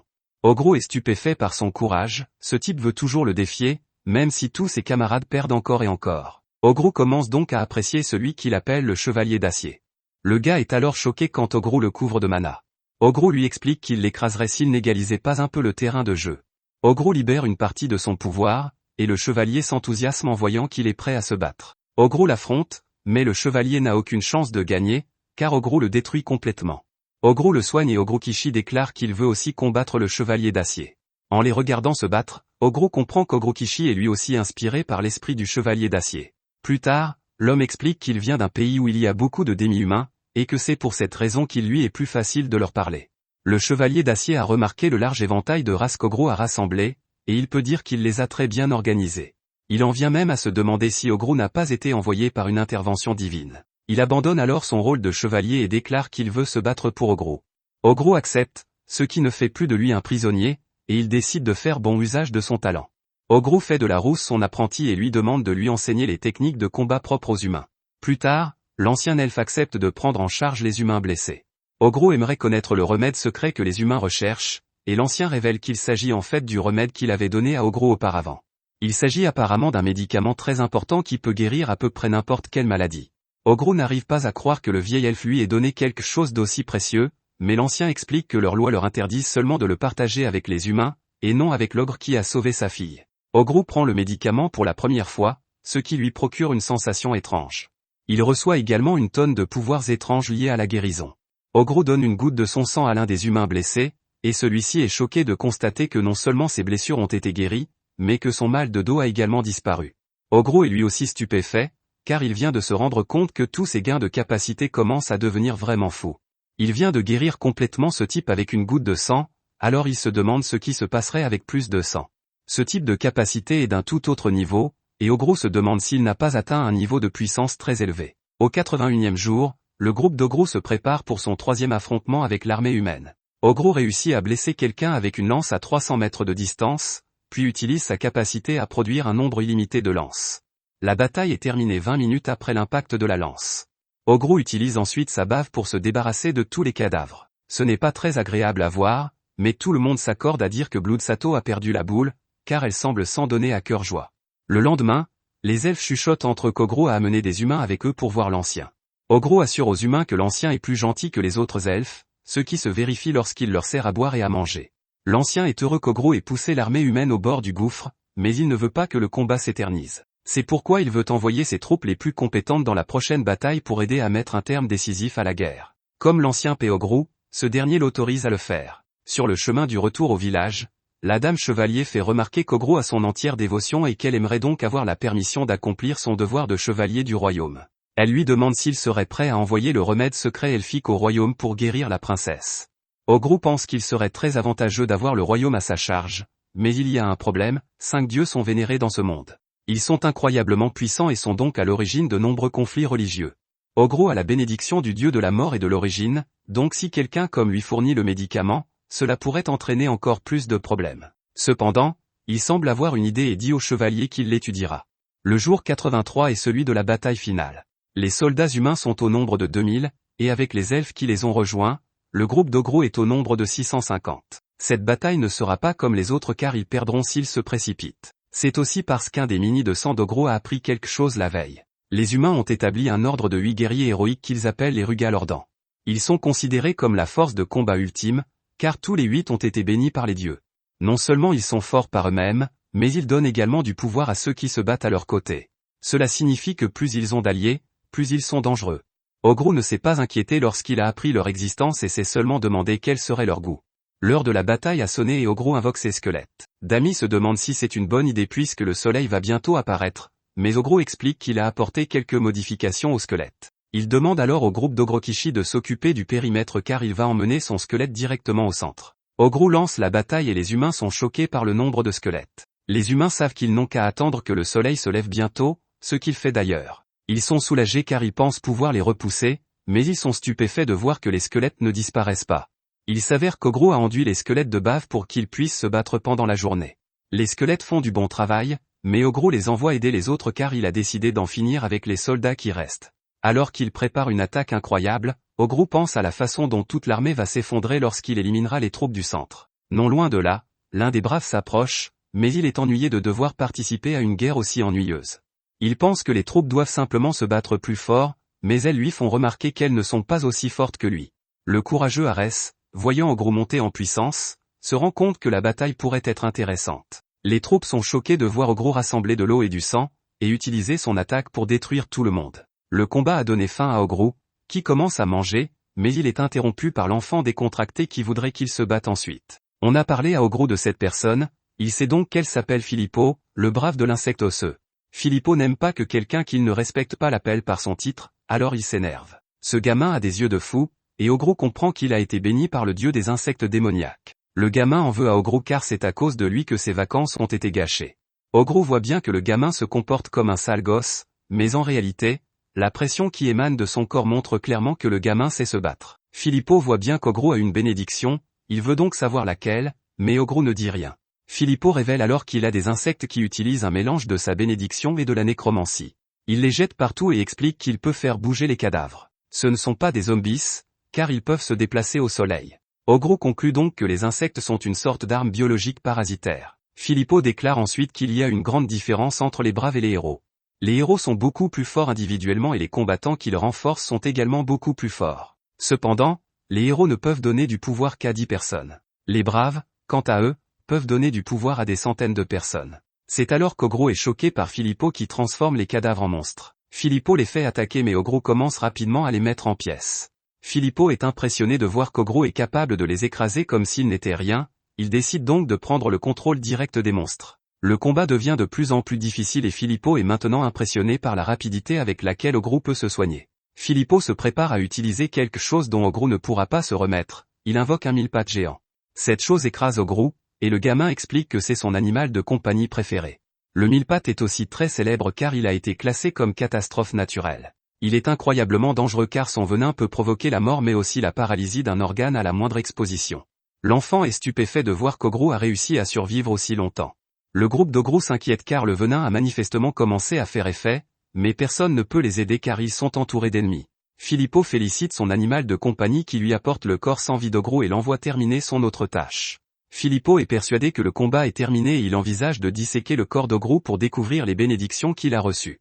Il cherche quelqu'un pour l'aider à déplacer le corps d'Ogrou, mais il est choqué par la disparition de ce dernier. À ce moment-là, Filippo parvient de justesse à esquiver une attaque d'Ogrou, et il se demande comment il a pu survivre. Ogrou n'expliquant rien, le jeune homme suppose qu'il s'est servi d'un faux cadavre. L'animal de Filippo est déjà loin, alors il décide d'utiliser sa première arme secrète. Filippo aimerait qu'il se présente d'abord officiellement, mais Ogrou ne veut pas qu'il sache qui il est pour l'instant. Filippo se présente et explique qu'il est classé 7e dans tout le pays. Ogrou interrompt sa petite présentation en l'attaquant, mais le gamin mute et le repousse. Filippo est contrarié car Ogro l'a forcé à utiliser sa deuxième arme secrète avant qu'il n'ait pu finir d'utiliser la première. Le gamin se transforme alors complètement, mais cela ne fait que le rendre encore plus appétissant aux yeux d'Ogro. En effet, ce dernier pense qu'un bon repas demande des efforts. Les deux commencent à se battre, mais Filippo est choqué de voir qu'Ogro est capable d'esquiver ses attaques tout en se défendant. C'est incroyable pour lui, car Ogro n'a même pas vécu un réveil épique. Ogro n'a aucune idée de ce que c'était. Filippo refuse de le lui dire puisqu'Ogro ne coopère pas. Cela ne dérange pas Ogro qui sait qu'il peut forcer le gamin à parler. Ogro explique alors qu'il s'est lui-même transformé en insecte, mais Filippo ne le croit pas. Ogro utilise son exosquelette pour se transformer et Filippo est étonné de voir qu'il a toujours quelque chose dans sa manche. Ogro rejoint Filippo dans le ciel pour le combat et envoie un enfant s'écraser au sol. Le groupe d'Ogro termine de nettoyer une zone, mais Dami a un mauvais pressentiment. Près de là, Filippo explique qu'il s'est beaucoup amusé, mais qu'il est temps d'arrêter. Ogro ne veut pas le laisser partir, mais le jeune homme dit que ce n'est pas son choix. Il s'élance et déclare qu'il court très vite. Ogro le poursuit, mais il doit s'arrêter pour terrasser la carcasse qui peut se déplacer sans Filippo. Le gamin réussit à s'enfuir mais Ogro se promet de le manger un jour. Dami arrive, heureux de voir qu'Ogro va bien, et il explique qu'il a envoyé une réplique qu'il a créée en petite mission pendant qu'il combattait Filippo. Il lui a appliqué une capacité de furtivité qui lui permet de s'approcher furtivement de quelqu'un et de lui dire de ne pas bouger d'un pouce. La personne à qui il s'adresse est le prochain roi du pays et l'actuel commandant des forces armées royales. Le répliquant lui dit qu'ils n'ont pas envie de continuer la guerre. Le commandant se demande qui il est, mais la réplicante lui dit simplement de vérifier son armure. Le commandant est alors choqué lorsque la réplique lui explique que le contenu de la fiole est un médicament elfique secret qui guérira la princesse. Le répliquant lui fait froidement remarquer que ses troupes peuvent désormais cesser de sacrifier leur vie pour rien. De retour auprès d'Ogro, il reconnaît qu'il aurait pu facilement éliminer le futur roi, mais il sait que cela aurait poussé le royaume à envoyer toutes ses forces pour anéantir les elfes. Il en a décidé autrement afin d'éviter une guerre totale. Ogro demande alors à Urti d'ériger un mur de défense afin de mettre ses blessés à l'abri. À proximité, quelques humains sont terrifiés lorsqu'ils rencontrent Ogro, mais il leur dit de passer leur chemin. La bataille est terminée et personne d'autre ne doit perdre la vie. Il se dit alors qu'il y a des choses plus importantes dont il faut s'occuper. Ce soir-là, nous apprenons que 30 membres du Parabellum ont perdu la vie au combat. C'est un moment très triste, car ils doivent reposer en paix. Dans ce monde, les morts risquent de revenir sous forme de zombies ou de fantômes et doivent donc être incinérés. Les autres s'émeuvent en priant pour les braves guerriers qui se sont battus jusqu'au bout. Chacun réagit à sa manière, mais Ogro ne se sent pas particulièrement triste. Cependant, il a ressenti le besoin de s'accrocher à la vie aussi fort qu'il le pouvait parce qu'il ne le pouvait plus. Au 84e jour, nous avons appris que la récente bataille avait permis à tout le monde d'acquérir beaucoup d'expérience de qualité, ce qui a entraîné de nombreuses évolutions au sein du groupe d'Ogro. Obji a beaucoup soigné et s'est transformé en demi-saint seigneur. Il peut désormais utiliser une capacité unique de demi-saint seigneur appelée champ de carapace, qui est suffisamment durable pour résister à 20 coups d'Ogro. Obfu est devenue une goule à cause de son amour pour la nourriture avariée. Elle ne mange que des zombies, et on est ce que l'on mange. Elle parle avec enthousiasme des gars, et Ogro craint ce qu'elle pourrait penser. À ce moment-là, Ogro est surpris par les yeux non faciaux de Obm, et lui demande de les garder fermés. Elle n'a jamais été douée pour le combat direct, et elle est devenue une Dodomeki, une race qui excelle dans le soutien au combat en utilisant la magie de l'interscopie. Elle possède des capacités utiles, et Ogro est sûr qu'elle le surpassera en termes de collecte d'informations. Les choses vont si bien que même certains hobgoblins plus faibles sont devenus des ogres. Ce groupe s'engage étonnamment à devenir plus fort en l'honneur de ceux qui ont sacrifié leur vie au cours de la bataille. Ogro est surpris car les gobelins sont égoïstes par nature, mais ces gars-là pleurent leurs camarades perdus et s'en servent comme motivation. Le chef des Kobolds est également monté en niveau pour devenir un guerrier Kobold. Il prétend avoir reçu une apparence féroce, tout comme Ogro, mais Ogro pense qu'il ressemble plus à un chef de la mafia qui vient de découvrir le cosplay. Il a également reçu un vrai nom et s'appelle désormais Suji. Le vieux Gabji explique que les vrais noms sont des noms spéciaux accordés aux individus d'un certain niveau. Si un ennemi apprend le vrai nom d'une personne, il peut lui jeter certains sorts, comme des malédictions.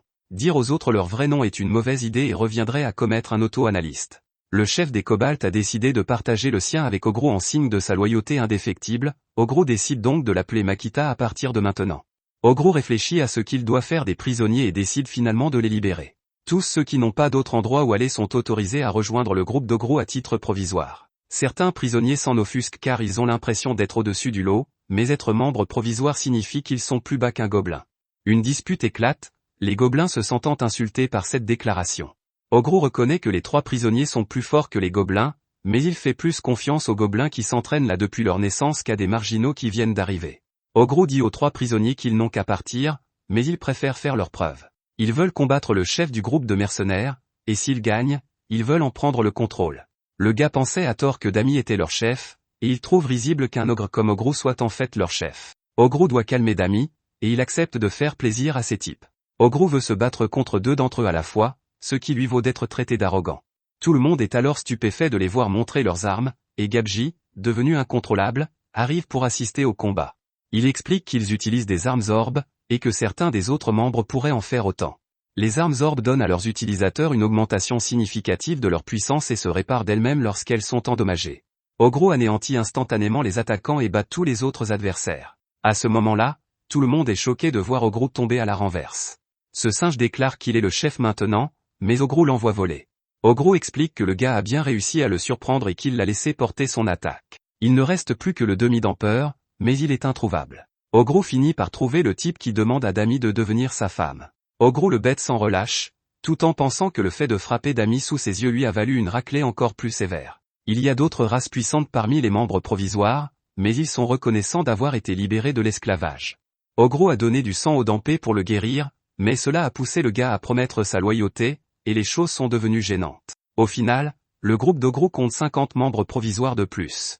Les membres provisoires s'entraînent contre certains morts-vivants d'Ogrou, et nous apprenons qu'Ogrou a chargé Ogrekishi de les entraîner. Ce n'est pas tout, car Ogrou a trouvé de nouveaux forgerons pour travailler avec la fille Smith. Les petits gars lui font remarquer qu'elle a encore beaucoup à apprendre, mais ils voient en elle un potentiel.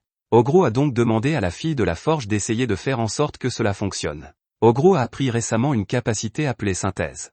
Il a fait une expérience avec un orbe, et cela a fonctionné comme un charme. Il a ensuite utilisé le chaos des morts pour créer un monstre, mais celui-ci n'a pas écouté ses ordres et s'est déchaîné, si bien qu'il a dû le détruire. Il a ensuite utilisé la synthèse pour créer de nouvelles capacités.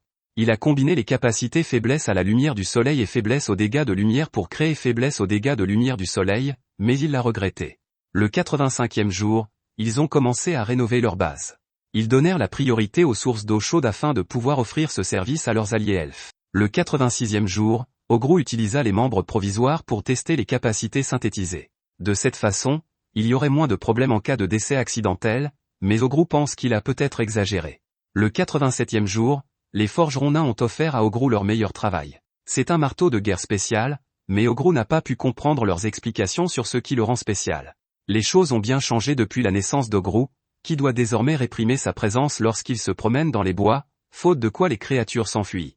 Ogrou rencontre à nouveau la dryade pour récupérer quelque chose, mais les autres fantômes lui disent qu'il paiera cher lorsqu'il s'apercevra qu'il ne faisait rien de bon. Au 88e jour, Ogrou annonce qu'ils vont planter des cultures. Ce qu'il a récupéré de la dryade, c'est une collection de graines magiques pour les fruits et les légumes. Elles poussent plus vite que les graines naturelles, ont meilleur goût et sont plus nutritives. Le 89e jour, quelques recrues provisoires sont rentrées chez elles. Les prisonniers d'origine noble sont également rentrés chez eux, mais Dami leur a d'abord fait subir un lavage de cerveau. Cela signifie qu'ils ont maintenant des espions pour recueillir des informations à l'intérieur du royaume et de l'Empire. L'armée humaine ayant commencé à se retirer, le doyen des elfes remercie Ogrou pour son aide. Il organise un banquet pour fêter l'événement, mais Ogrou se demande si c'était vraiment une bonne idée de l'inviter. L'ancien reconnaît que leurs règles les obligent à éviter toute personne étrangère à leur village, mais Ogrou et son peuple sont leurs amis. Il explique que son jeune frère a enfreint leur code en quittant la forêt il y a longtemps, à la recherche d'un lien avec le monde extérieur. L'aîné voulait simplement s'assurer que leur forêt serait un endroit sur où il pourrait revenir, et il n'a pu le faire que grâce à Ogrou. Tous les elfes sont émus et la fête continue. De retour à leur base, Urti a déterré les dernières pierres spirituelles. En signe de gratitude envers Velvet et le Carbuncle, Ogrou décide de manger ce dernier lot de pierres spirituelles. Bien sûr, cela lui permet d'acquérir un certain nombre de capacités. Ensuite, Ogrou s'est attelé à un travail d'artisanat intensif. Il a fusionné les os de squelettes noirs et y a ajouté des matériaux de répliquants pour lutter contre la lumière du soleil. Cela lui a permis de créer ce qu'il appelle un mille-pattes squelettique. Ogrou a l'intention de s'en servir comme véhicule, car il veut emmener les filles humaines dans une ville humaine. Les filles humaines craignent d'être mises à la porte, mais Ogrou leur rappelle simplement qu'il a promis de les ramener chez elles lors de leur première rencontre. Même si elles décident de rester, Ogrou veut qu'elles repartent avant de faire cet appel. Le 91e jour, la construction de la source d'eau chaude améliorée est terminée. Le chevalier peut voir que la rousse est distraite pendant l'entraînement, et elle révèle qu'elle est inquiète à l'idée de devoir retourner dans une ville humaine. Le chevalier veut rester en dehors de ça, mais il la rassure en lui disant qu'Ogrou ne semble pas pressé de se débarrasser d'elle. Le 92e jour, les filles collectent des objets pour les vendre en ville. À ce moment-là, Ogrou se rend compte que la présence de ses filles qui lui apportent les connaissances qui lui manquent est une véritable bénédiction. Le jour 93, une fête est organisée pour permettre à chacun de faire connaissance. Le trio d'avant est une bande d'ivrognes odieux, qui disent qu'ils feront ce qu'ils veulent quand Ogrou ira en ville, mais ils informent Ogrou de quelque chose. Le royaume et l'empire méprisent tous deux les demi-humains, et ils auront donc besoin d'une personne issue d'une famille noble pour les aider à s'intégrer. L'odieux type rouge propose son aide, mais Ogrou la refuse. Le 94e jour, Ogrou répartit les participants en 4 groupes. Leur objectif est de recueillir des informations sur le monde extérieur, de régler les problèmes entre eux et d'essayer de monter en niveau. Mais surtout, Ogrou veut qu'il veille à ce qu'aucun d'entre eux ne meure. Le 95e jour, tout le monde se prépare à partir. Chacun montre sa personnalité excentrique et Ogrou dit à Ogrikishi de ne pas s'enfuir tout seul. Sur ce, tous les groupes se mettent en route. Ogrou pense à tout ce qu'il a appris en vivant dans la forêt, mais il sait qu'il doit aller de l'avant. En effet, il y a encore beaucoup de proies puissantes dans le monde qui n'attendent qu'une chose, qu'il les mange. Au 102e jour, Ogrou et les filles arrivent à Garrison City. Les habitants s'affolent car ils n'ont pas l'habitude de voir un ogre diriger une bande d'humains, mais les jumelles leur expliquent tout.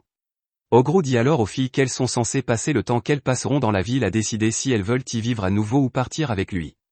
La rousse emmène alors Ogrou à la guilde pendant que les autres filles vendent des marchandises. Ogrou se heurte à quelques problèmes, mais il ne fait que les atténuer. Après s'être enregistré comme aventurier, le groupe part faire du shopping.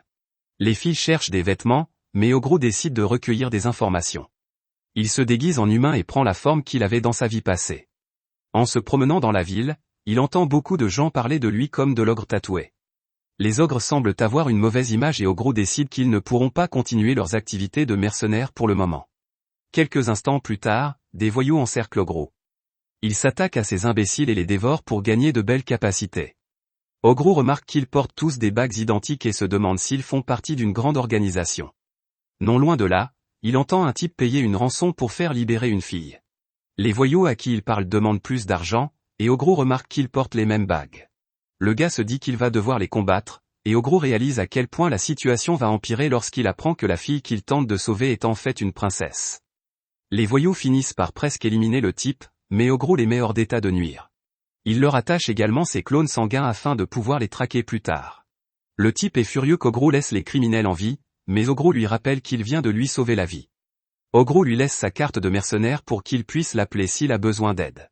Ogrou lui montre sa forme d'ogre mais lui dit de ne pas dire un mot de ce qui s'est passé.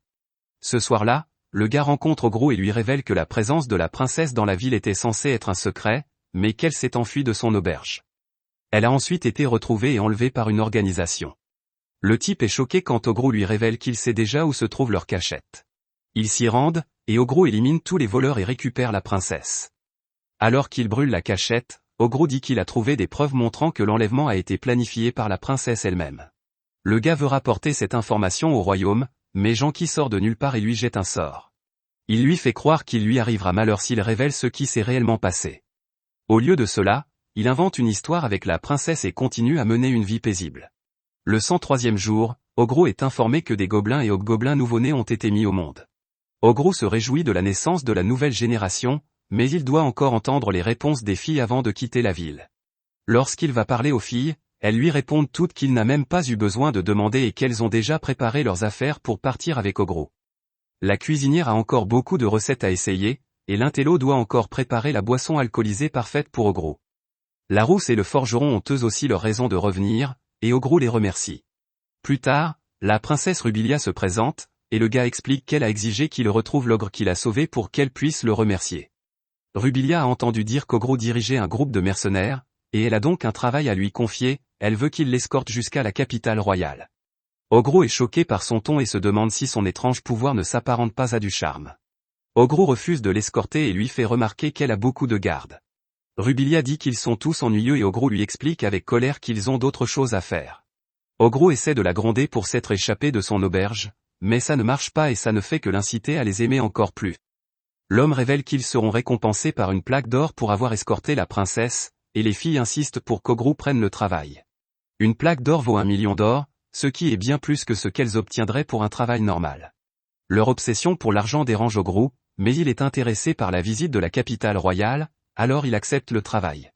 Par la suite, Ogrou admet qu'il est également excité par l'argent du prix. La princesse révèle qu'elle s'est encore enfuie de chez ses gardes, et Ogrou réprimande le jeune homme. Malheureusement, il explique que la princesse est têtue. C'est une mauvaise nouvelle, car les gardes sont probablement à la recherche de Rubilia, et si on la trouve avec Ogrou, ils le prendront sans doute pour un kidnappeur. Ils poursuivent quand même leur voyage et Ogrou répond à toutes les questions de Rubilia. Il explique qu'ils sont à bord d'un mille-pattes squelette. Ogrou lui dit alors que certains animaux des environs sont appelés buffalo, leur viande est de bonne qualité et leurs cornes peuvent être vendues pour beaucoup d'argent. Le groupe enlève quelques buffalos et fait un festin. Ce n'est pas tout, car ils utilisent l'un des buffalos pour déguiser leur trop évident mille-pattes squelettique en carrosse. La rousse sort un lapin et le mange. Elle acquiert quelques capacités, et Ogrou lui explique que son pouvoir ne se manifeste que lorsqu'elle fait cela. Le garçon s'inquiète lorsque la princesse devient très imprudente et qu'Ogrou doit la sauver. Il s'avère qu'il doit la sauver souvent, y compris lorsqu'elle se faufile entre les chefs qui tiennent des couteaux. C'est assez grave, alors il la gronde. Le 104e jour, il trouve un nid de serpent tortue. Ils travaillent ensemble pour capturer ces animaux et préparer un autre repas. La princesse s'excuse auprès des chefs pour son comportement et propose de les aider à préparer le repas. Tout le monde déguste alors les couleuvres grillées. Alors que le voyage se poursuit, Ogrou remarque que Rubilia est extrêmement curieuse. Même si elle sait que quelque chose est vraiment dangereux, elle ne peut pas s'empêcher d'enquêter. Ogrou s'intéresse au chevalier et lui permet de participer à l'entraînement du matin. La princesse veut aussi s'y joindre, mais on lui dit que l'entraînement n'est pas un simple jeu. Elle insiste cependant et Ogrou l'autorise à se joindre à eux. Ogrou entraîne le chevalier jusqu'à ce qu'il s'évanouisse, et il est impressionné par la princesse qui s'entraîne sérieusement à donner des coups d'épée. Ce soir-là, ils planifient leur itinéraire pour le lendemain. Le chemin le long d'une falaise est le plus court, mais c'est aussi le plus dangereux. Il est dangereux à cause des aigles filiformes qui y résident. C'est la course la plus forte sur le sentier de montagne. Ils sont extrêmement rapides et leurs griffes sécrètent du poison. Pire encore, l'aigle de jade de classe supérieure a un pouvoir de bénédiction, et il les chassera s'ils en rencontrent un. Tout le monde est choqué quand Ogrou annonce qu'ils vont chasser l'aigle de jade. La chasse a lieu le lendemain, et les aigles capturés deviennent leur petit déjeuner. Quelques instants plus tard, Ogrou se rend compte que les choses vont vraiment mal tourner, alors il dit aux autres de rester où ils sont. Tout le monde s'inquiète, et Ogrou s'excuse parce qu'il a décidé depuis longtemps de manger le plus grand nombre possible d'ennemis qu'il rencontre pour la première fois. Plus tard, tout le monde est encore plus inquiet car Ogrou se bat contre la bête depuis plus d'une heure. Dami est sûre qu'Ogrou va bien, et elle explique qu'il a déjà vaincu un ours rouge après un combat qui a duré toute la nuit. L'homme rouge fait remarquer que cet aigle est bien plus dangereux, et il dit qu'ils doivent penser à s'enfuir après l'élimination d'Ogrou. Dami refuse de s'enfuir et déclare simplement qu'elle restera avec Ogrou quoi qu'il arrive. À ce moment-là, le calme s'installe et tout le monde craint qu'Ogrou n'ait perdu la vie en voyant son bras au sol. Ogrou est vivant mais en très mauvais état. Les nouveaux membres décident alors qu'il est impossible de vaincre l'aigle et qu'ils doivent s'enfuir. La situation semble vraiment mauvaise, mais Ogrou décide qu'il doit prendre les choses au sérieux. Tout le monde est choqué lorsqu'il mange son propre bras et remercie l'aigle de l'avoir aidé à s'entraîner. Il reconnaît sa force et enfile son armure. Ogrou étrangle l'oiseau géant avec ses fils afin qu'il ne puisse plus s'échapper. D'une seule attaque, Ogrou envoie l'aigle s'écraser au sol. Il pensait qu'il mourrait sur le coup, mais les bienheureux ont une grande vitalité. À ce moment-là, Ogrou découvre une pierre enfouie sous le cœur de l'aigle de jade. Les filles expliquent qu'elle est extrêmement rare et demandent à Ogrou de ne pas la manger. Elles veulent l'utiliser pour quelque chose car c'est un matériau qui permet de fabriquer des armes puissantes. Le groupe se régale alors d'aigle de jade cuit et Ogrou acquiert encore plus de capacités. Ogrou utilise l'oiseau pour un autre emplacement d'exosquelette, et il obtient des ailes à plumes. C'est alors que la princesse demande pourquoi Ogrou mange tous les monstres qu'il rencontre. Cette question a été posée plusieurs fois à Ogrou dans sa vie précédente, et sa réponse est toujours la même, il les mange parce qu'il les a tués, et il tue pour vivre. Si quelqu'un meurt à cause de quelque chose auquel il a été mêlé, il le mange autant qu'il le peut pour se rattraper. Toutes les personnes à qui il a raconté cela dans sa vie antérieure ont été choquées, mais la princesse reste silencieuse. Ils se demandent ce qu'elle pense, et ils continuent leur voyage. Le jour 109, notre groupe arrive dans un village, et tous les villageois sont terrifiés par Ogrou. Dans les villages où il n'y a que des humains, Ogrou a entendu dire qu'il détestait les demi-humains. Cependant, Rubilia montre les armoiries de sa famille pour calmer tout le monde. Le groupe est ensuite accueilli dans le village et emmené à l'endroit le plus populaire, la Grande Cascade. Après avoir passé la journée dans une source d'eau chaude, le village organise une fête. Pour les remercier de leur hospitalité, Ogrou partage son alcool avec les villageois. Un villageois se montre un peu trop tactile et subit la colère de Dami. Pour animer un peu la fête, Ogrou décide d'organiser un concours de boissons, dont le vainqueur recevra 4 assiettes d'argent en récompense. Malheureusement pour les villageois, les ogres ne peuvent pas s'enivrer, et ils s'évanouissent tous en essayant de battre Ogro. Ogro mange du poisson et acquiert des pouvoirs. Le 110e jour, il quitte le village et Ogro remarque que les jumeaux sont un peu pâles. Ils expliquent que c'est parce qu'ils ont cuisiné pour beaucoup de monde pendant le festival, et Ogro propose de faire la cuisine pour la journée afin qu'ils puissent se reposer. Le 111e jour, tout le monde est choqué et demande à Ogro d'arrêter le mille-pattes. Il s'avère que les jumelles sont enceintes de ses enfants. Ogro contacte immédiatement Gabji car il ne sait pas quoi faire. L'estomac des jumelles a grossi instantanément et Ogro se demande s'il est possible de les renvoyer au village. Malheureusement, Gabji lui explique qu'ils n'arriveront pas à temps. Les enfants ogres volent la nourriture du ventre de leur mère et naissent immédiatement. Si les jumeaux étaient des ogres, tout irait bien, mais les corps humains sont trop petits. S'ils ne sont pas assez nourris, le ventre de leur mère risque de se déchirer. Comme il n'a pas le temps de rentrer au village, Ogro décide de chercher un endroit proche pour les faire accoucher. Les jumeaux souffrent beaucoup, mais ils disent à Ogro de ne pas s'inquiéter et lui promettent de donner bientôt naissance à ses enfants. Quelques instants plus tard, cependant, tout le monde s'inquiète en voyant que les jumeaux commencent à être trop maigres. Ils deviennent très faibles et la potion de vie de l'alchimiste ne fonctionne pas sur eux. Ils ont désespérément besoin de quelque chose de plus nutritif pour les soutenir. C'est alors qu'Ogro a une idée. Il sait que ce sera difficile pour les jumeaux, mais il n'y a pas beaucoup d'autres solutions.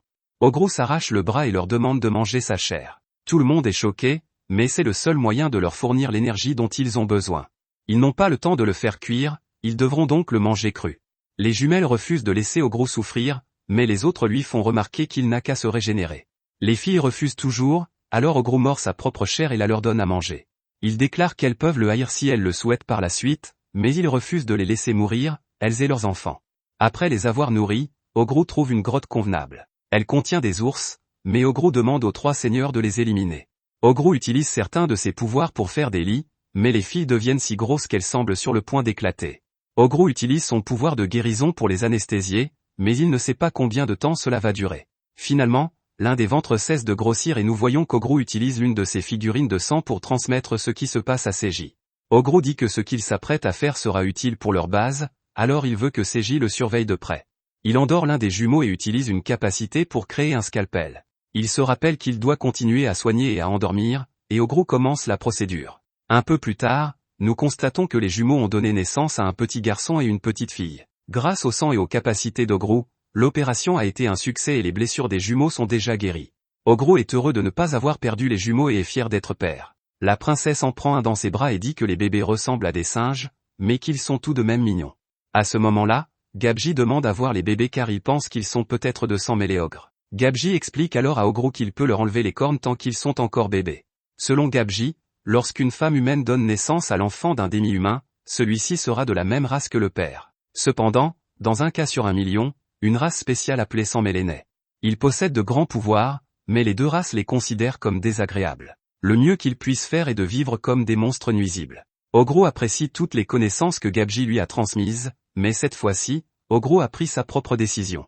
Si ses enfants finissent par devenir des monstres parce que tout le monde les déteste, il les couvrira quand même d'amour. Seiji assure Ogro que tout le monde à Parabellum est du même avis. L'autre chose étrange à propos de ses enfants, c'est qu'ils ont des orbes sur le corps. Ogro suppose que c'est parce qu'il a beaucoup d'orbes et de sphères de dragon à l'intérieur de son corps. Il décide d'appeler la fille Aro et le fils Argento.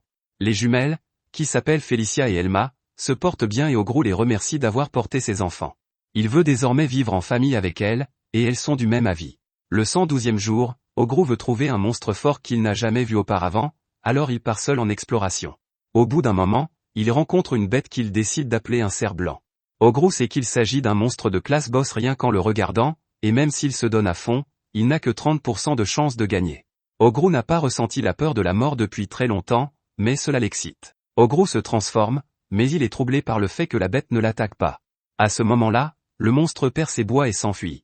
Ogro pense à les manger pour acquérir des pouvoirs impressionnants, mais son intuition lui dit qu'il devrait plutôt les donner à ses enfants.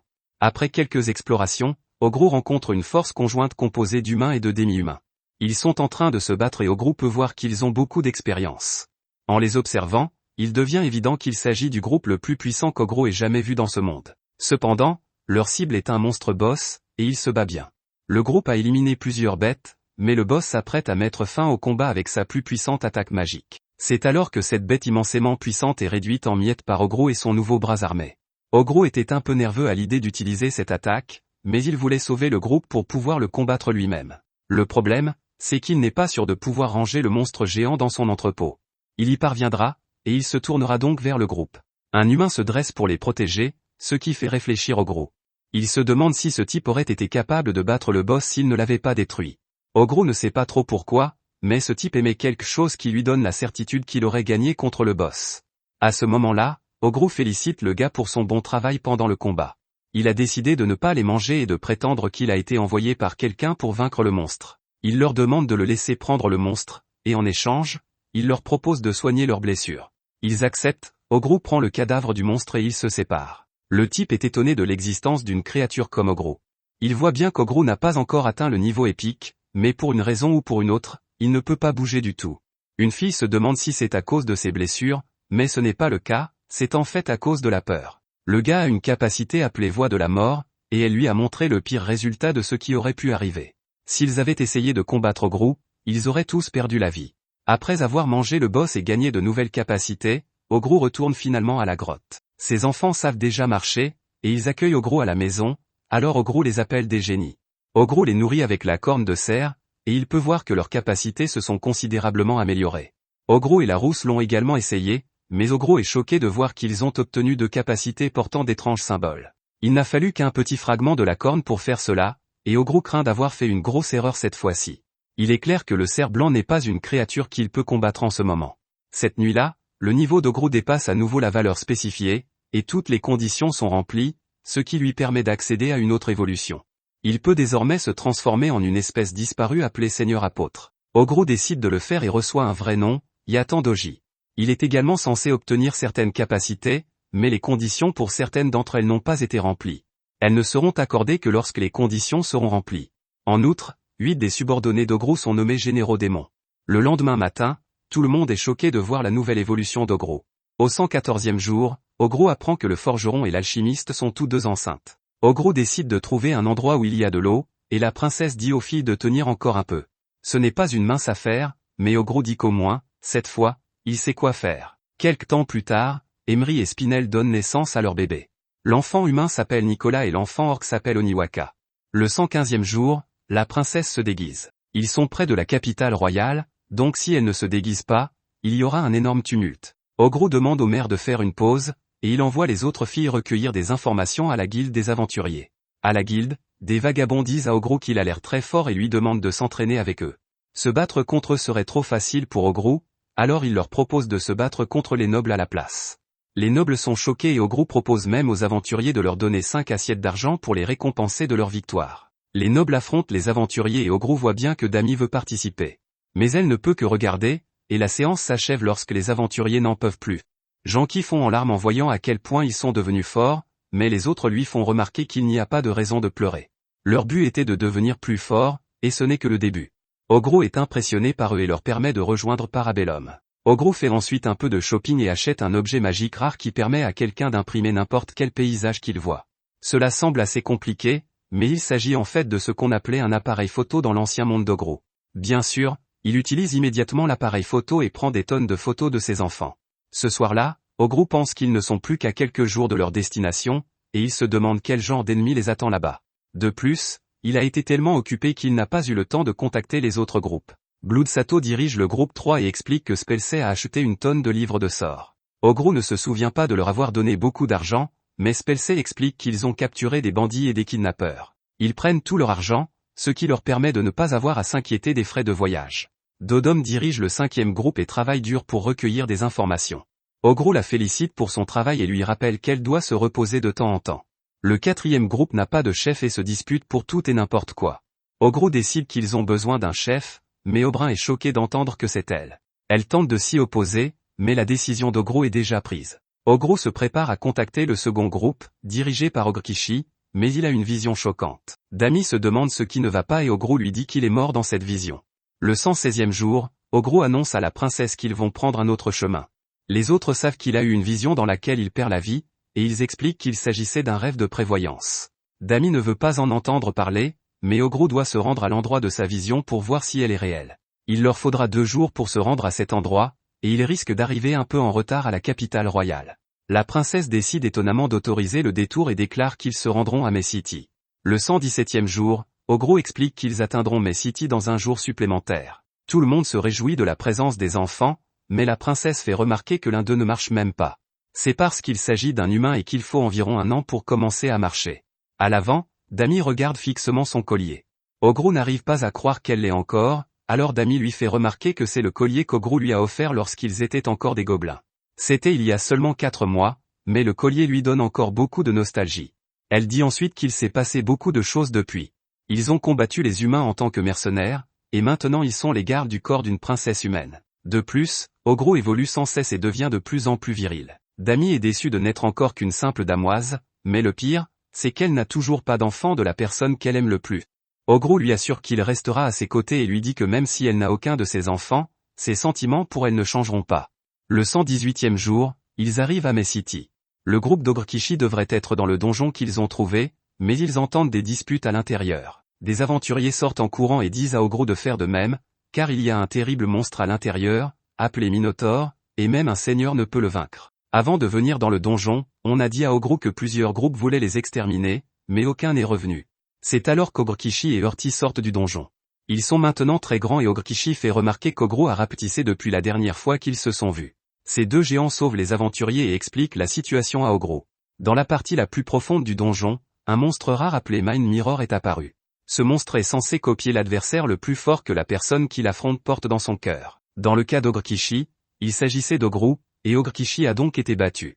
Cependant, Ogrekishi a reçu les bénédictions du demi-dieu de la foudre et a évolué. Il a ensuite détruit la version miroir d'Ogro, ce qui explique la vision d'Ogro. Ogrekishi et Urti sont désormais des minotaures. Ogro est soulagé de voir que tout va bien, et il décide de rester à May City pour la nuit. C'est alors qu'Ogrekishi demande à Ogro de l'affronter. Ogro répond qu'il n'a pas changé du tout et qu'il s'attendait à ce qu'il dise cela. Quelques instants plus tard, des tonnes de gens se rassemblent pour assister au combat. La princesse ne comprend pas pourquoi des amis se battent entre eux, alors Dami lui explique. Depuis qu'ils sont nés dans ce monde, ils ont toujours voulu un pouvoir plus fort que celui de leurs propres amis. 1 mois s'est écoulé depuis leur dernier combat, mais Ogro est impressionné de voir à quel point Ogrekishi est devenu plus fort. Ce n'est pas tout, car sa hache et son bouclier ont également été améliorés. Ogrekishi explique qu'il a combattu de nombreux monstres extrêmement puissants dans le donjon et qu'il a perfectionné sa force et sa technique de combat. Il a travaillé très dur, et tout cela dans le but de devenir assez fort pour vaincre Ogro. Ogrekishi explique que la victoire sur Ogro les rendrait égaux, ce qui leur permettrait de marcher ensemble comme de vrais amis. Ogrekishi déclare qu'il est temps de se battre, et Ogro lui dit de donner tout ce qu'il a. Les deux guerriers foncent l'un sur l'autre, et une immense puissance jaillit au fur et à mesure qu'ils s'affrontent. Ogro constate que la hache d'Ogrekishi est extrêmement lourde et détermine que personne d'autre ne pourra la soulever. Ogro est choqué de voir qu'Ogrekishi est également rapide, et il parvient de justesse à esquiver sa prochaine attaque. Tout le monde est stupéfait car les bénédictions ont permis à Ogrekishi de contrôler simultanément le feu et la foudre. Ogro a une résistance à la foudre, mais il ne peut pas résister au feu avec sa capacité actuelle. En termes de contrôle, Ogrekishi est au-dessus de lui, alors Ogro est très excité de voir que ce sont les résultats de la détermination d'Ogrekishi. Ils se chargent à nouveau l'un l'autre et Ogro dit à Ogrekishi de toujours faire attention à ce qui l'entoure. Ogro s'en veut, car son habitude de s'entraîner l'a poussé à donner un conseil à Ogrekishi. Ogro sait que la structure actuelle des yeux d'Ogrekishi ne lui permet pas de regarder dans son dos, alors Ogro l'attaque par derrière avec de l'eau. Ogrekishi parvient à le repousser, et Ogro est choqué lorsqu'il crée une illusion à l'aide de son bouclier. Ogro devient très sérieux et se prépare à utiliser quelque chose qu'il n'aurait jamais pensé devoir utiliser contre un ami, il s'agit d'une capacité qui amplifie toutes ses capacités. Cela permet à Ogro de dominer Ogrekishi, et il commence à prendre le contrôle du combat. Il utilise une attaque appelée Danse des 1000 lances, mais Ogrekishi s'enflamme. Ogrekishi s'envole vers le ciel, mais Ogro lui fait remarquer qu'il ne pourra pas esquiver librement là-haut. Ogro est choqué quand Ogrekishi monte sur son bouclier, et Ogro se demande si c'est autorisé. À ce moment-là, Ogrekishi libère une quantité incroyable de puissance, mais Ogro le traite d'idiot et lui dit qu'il doit réfléchir à ce qu'il produit. Ogrekishi continue de libérer de la puissance, et tous les spectateurs ne peuvent que se demander ce qui se passe alors que l'arène dans laquelle ils se battent est recouverte de flammes. Ogrekishi s'arrête brusquement et Ogro explique qu'il s'est laissé emporter par la colère et qu'il a perdu le contrôle de sa puissance. Ogrekishi s'est arrêté parce qu'il s'est rendu compte qu'il risquait de blesser ses amis qui se trouvaient à proximité. Ogro a été impressionné par le feu et les éclairs qu'Ogrekishi a libérés, mais c'était très imprudent. Ogro va bien car, quels que soient les dégâts qu'il subit, il peut guérir rapidement, mais ce n'est pas le cas des spectateurs. Ogro est furieux qu'Ogrekishi mette tout le monde en danger et demande à Ogrekishi de se calmer pour une fois. Ogro lui donne une leçon et lui assène un coup de poing incroyablement puissant. Ogro éprouve un sentiment de nostalgie en se souvenant de la première fois qu'il a entraîné Ogre Kishi. Le jour 121, notre groupe arrive enfin à la capitale royale d'Oswell. Ogro explique que son combat contre Ogre Kishi a duré jusqu'au lendemain matin. Ogro est impressionné par la capitale, et Rubilia explique que leur sagesse a permis à la ville de grandir et de prospérer. Elle remercie Ogro de l'avoir protégé pendant le voyage et décide de lui préparer une récompense spéciale. Dans son palais, le groupe d'Ogro participe à un festin. Ce soir-là, l'alchimiste est mal à l'aise de voir la place qu'ils ont et la douceur des lits. Il est difficile pour toutes les filles de dormir dans des chambres aussi chics, mais les bébés n'ont pas ce problème. Le 122e jour, en plus d'être payé pour son aide, Rubilia donne à Ogro sa récompense, qui est une note d'approbation de sa part. Cela lui permettra d'accéder librement à la capitale. Ogro devient très sérieux et lui fait remarquer qu'elle le connaît à peine. Il se demande comment elle peut être sûre qu'il n'en fera pas un mauvais usage, et elle lui explique qu'elle connaît bien son caractère. Rubilia a remarqué qu'il est efficace en affaires et au combat, et qu'il mesure soigneusement les risques et les bénéfices pour prendre ses décisions. Rubilia en a conclu qu'une personne comme lui ne serait pas assez folle pour se faire un ennemi de son royaume. Ogro vient de réaliser à quel point Rubilia est froide et calculatrice. Elle a fait l'innocente pendant tout le voyage, mais elle l'a vraiment jaugé pendant tout ce temps. Sa récompense lui est également profitable, car en lui facilitant l'accès au royaume, elle pourra plus facilement faire appel à ses services. Ogro est surpris par tout cela, mais il est heureux de s'être fait l'ami d'une si bonne stratège. Le groupe d'Ogro se prépare à partir, et le bras droit de Rubilia explique que les gardes refusent de laisser Rubilia les raccompagner. Ogro dit qu'ils ont déjà fait leurs adieux, et il dit aux gamins de continuer à s'entraîner. Le groupe d'Ogro s'en va, et il nous révèle qu'il a positionné ses répliquants sanguins un peu partout dans la capitale royale. Il est sûr qu'ils reviendront un jour, mais pour l'instant, il déclare qu'il est temps de retourner dans leur village. Au 124e jour, Dami est toujours contrariée de ne pas être devenue plus forte et de n'être qu'au niveau 89. Ogro lui rappelle qu'il n'abandonnera aucun d'entre eux et lui dit qu'il l'aidera à s'entraîner quand elle le voudra. Il lui rappelle de ne pas être timide, elle accepte et lui demande de lui prêter sa force. Ogro arrête immédiatement le carrosse et demande à tout le monde d'aider Dami à s'entraîner. Ogro convoque des géants, et Dami déclare qu'elle va continuer à faire face à l'entraînement, même si cela ne lui permet pas d'évoluer. Elle décide de ne pas se retenir et attaque les géants. Dami finit par vaincre plus de 30 bêtes d'Ogro, et elle est complètement épuisée. Dami est contrariée de ne pas avoir évolué, mais Ogro lui assure qu'elle a bien travaillé. Ogro décide de s'arrêter là, mais elle s'effondre étonnamment.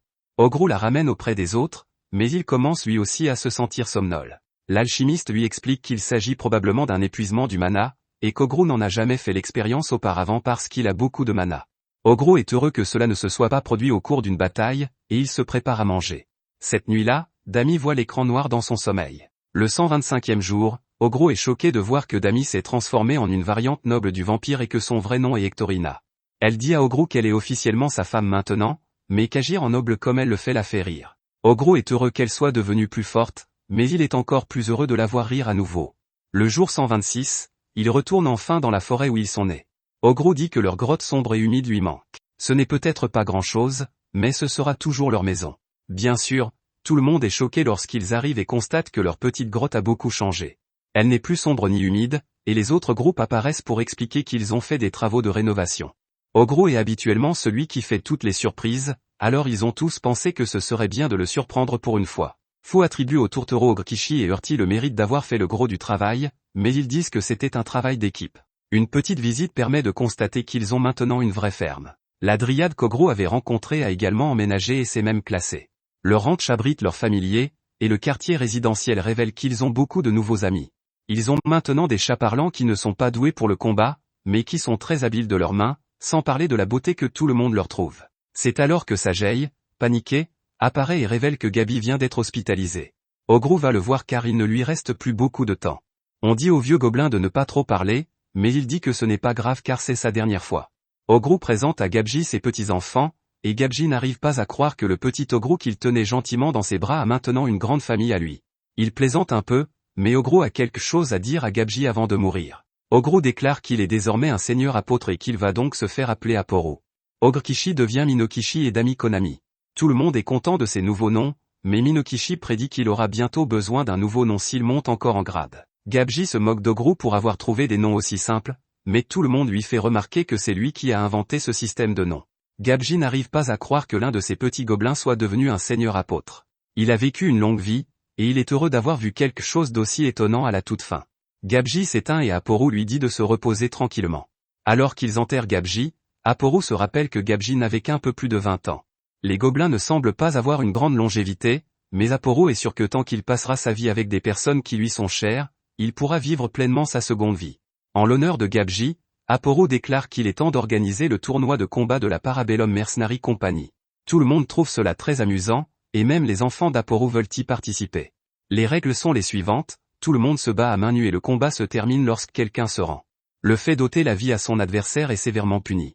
Les vainqueurs auront une chance de voir leur position changer dans l'entreprise, alors Aporu leur dit de donner le meilleur d'eux-mêmes. Konami, qui a gagné en niveau, avertit Spellsé qu'elle est beaucoup plus forte maintenant, mais Spellsé explique qu'elle a appris beaucoup de nouveaux sorts. Elles en font la démonstration lors d'un combat qui provoque une destruction massive. Les humains roux s'affrontent également, ainsi Curti et Blood Sato. Quelques-uns des autres s'affrontent, mais c'est Fou qui semble s'amuser le plus. Tout le monde commence à applaudir lorsque le moment est venu pour Aporu d'affronter Minokishi. Minokishi explique que c'est grâce à Aporu qu'il est devenu aussi fort. Il remercie Aporu pour cela, mais ce dernier est du même avis. Ils ont tous les deux parcouru un long chemin et Minokishi déclare qu'il gagnera ce combat afin d'aller encore plus loin qu'Aporu.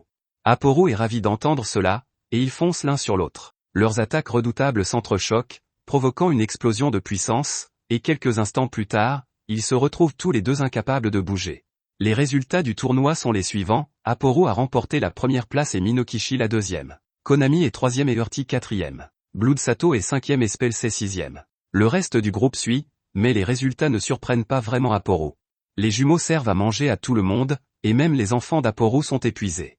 Aporu observe tout le monde et est fier de voir à quel point ils sont devenus plus forts. Ils ont tellement grandi, et cela le rend plus heureux que d'arriver en première place. Au 127e jour, Rubilia contacte Aporu, qui lui donne son nouveau nom. Aporu est choqué d'entendre qu'elle veut l'engager à nouveau, mais elle lui explique que la prochaine tâche ne sera pas une grande épreuve. Aporu la connaît déjà trop bien et pense qu'elle prépare quelque chose. Ce n'est d'ailleurs pas une simple supposition, car il a pu recueillir quelques informations auprès de ses répliquants, mais les détails ne sont pas clairs. Rubilia explique qu'elle veut faire connaître la présence d'Aporu dans tout le royaume, car une plus grande notoriété profiterait sûrement à son entreprise. Aporu s'attendait à ce genre de discours de la part de Rubilia, qui sait comment le convaincre. Il décide de mordre à l'hameçon et accepte d'entendre sa demande. Quelques instants plus tard, Aporu et sa compagnie Parabellum s'équipent et déclarent qu'il est temps de se rendre dans la capitale royale. Aporu a accepté le travail pour l'énorme récompense, mais à l'époque, il n'avait aucune idée de l'ampleur que cela prendrait. Merci d'avoir regardé mon récapitulatif. Abonnez-vous à la chaîne pour nous aider à atteindre les 50 000 abonnés.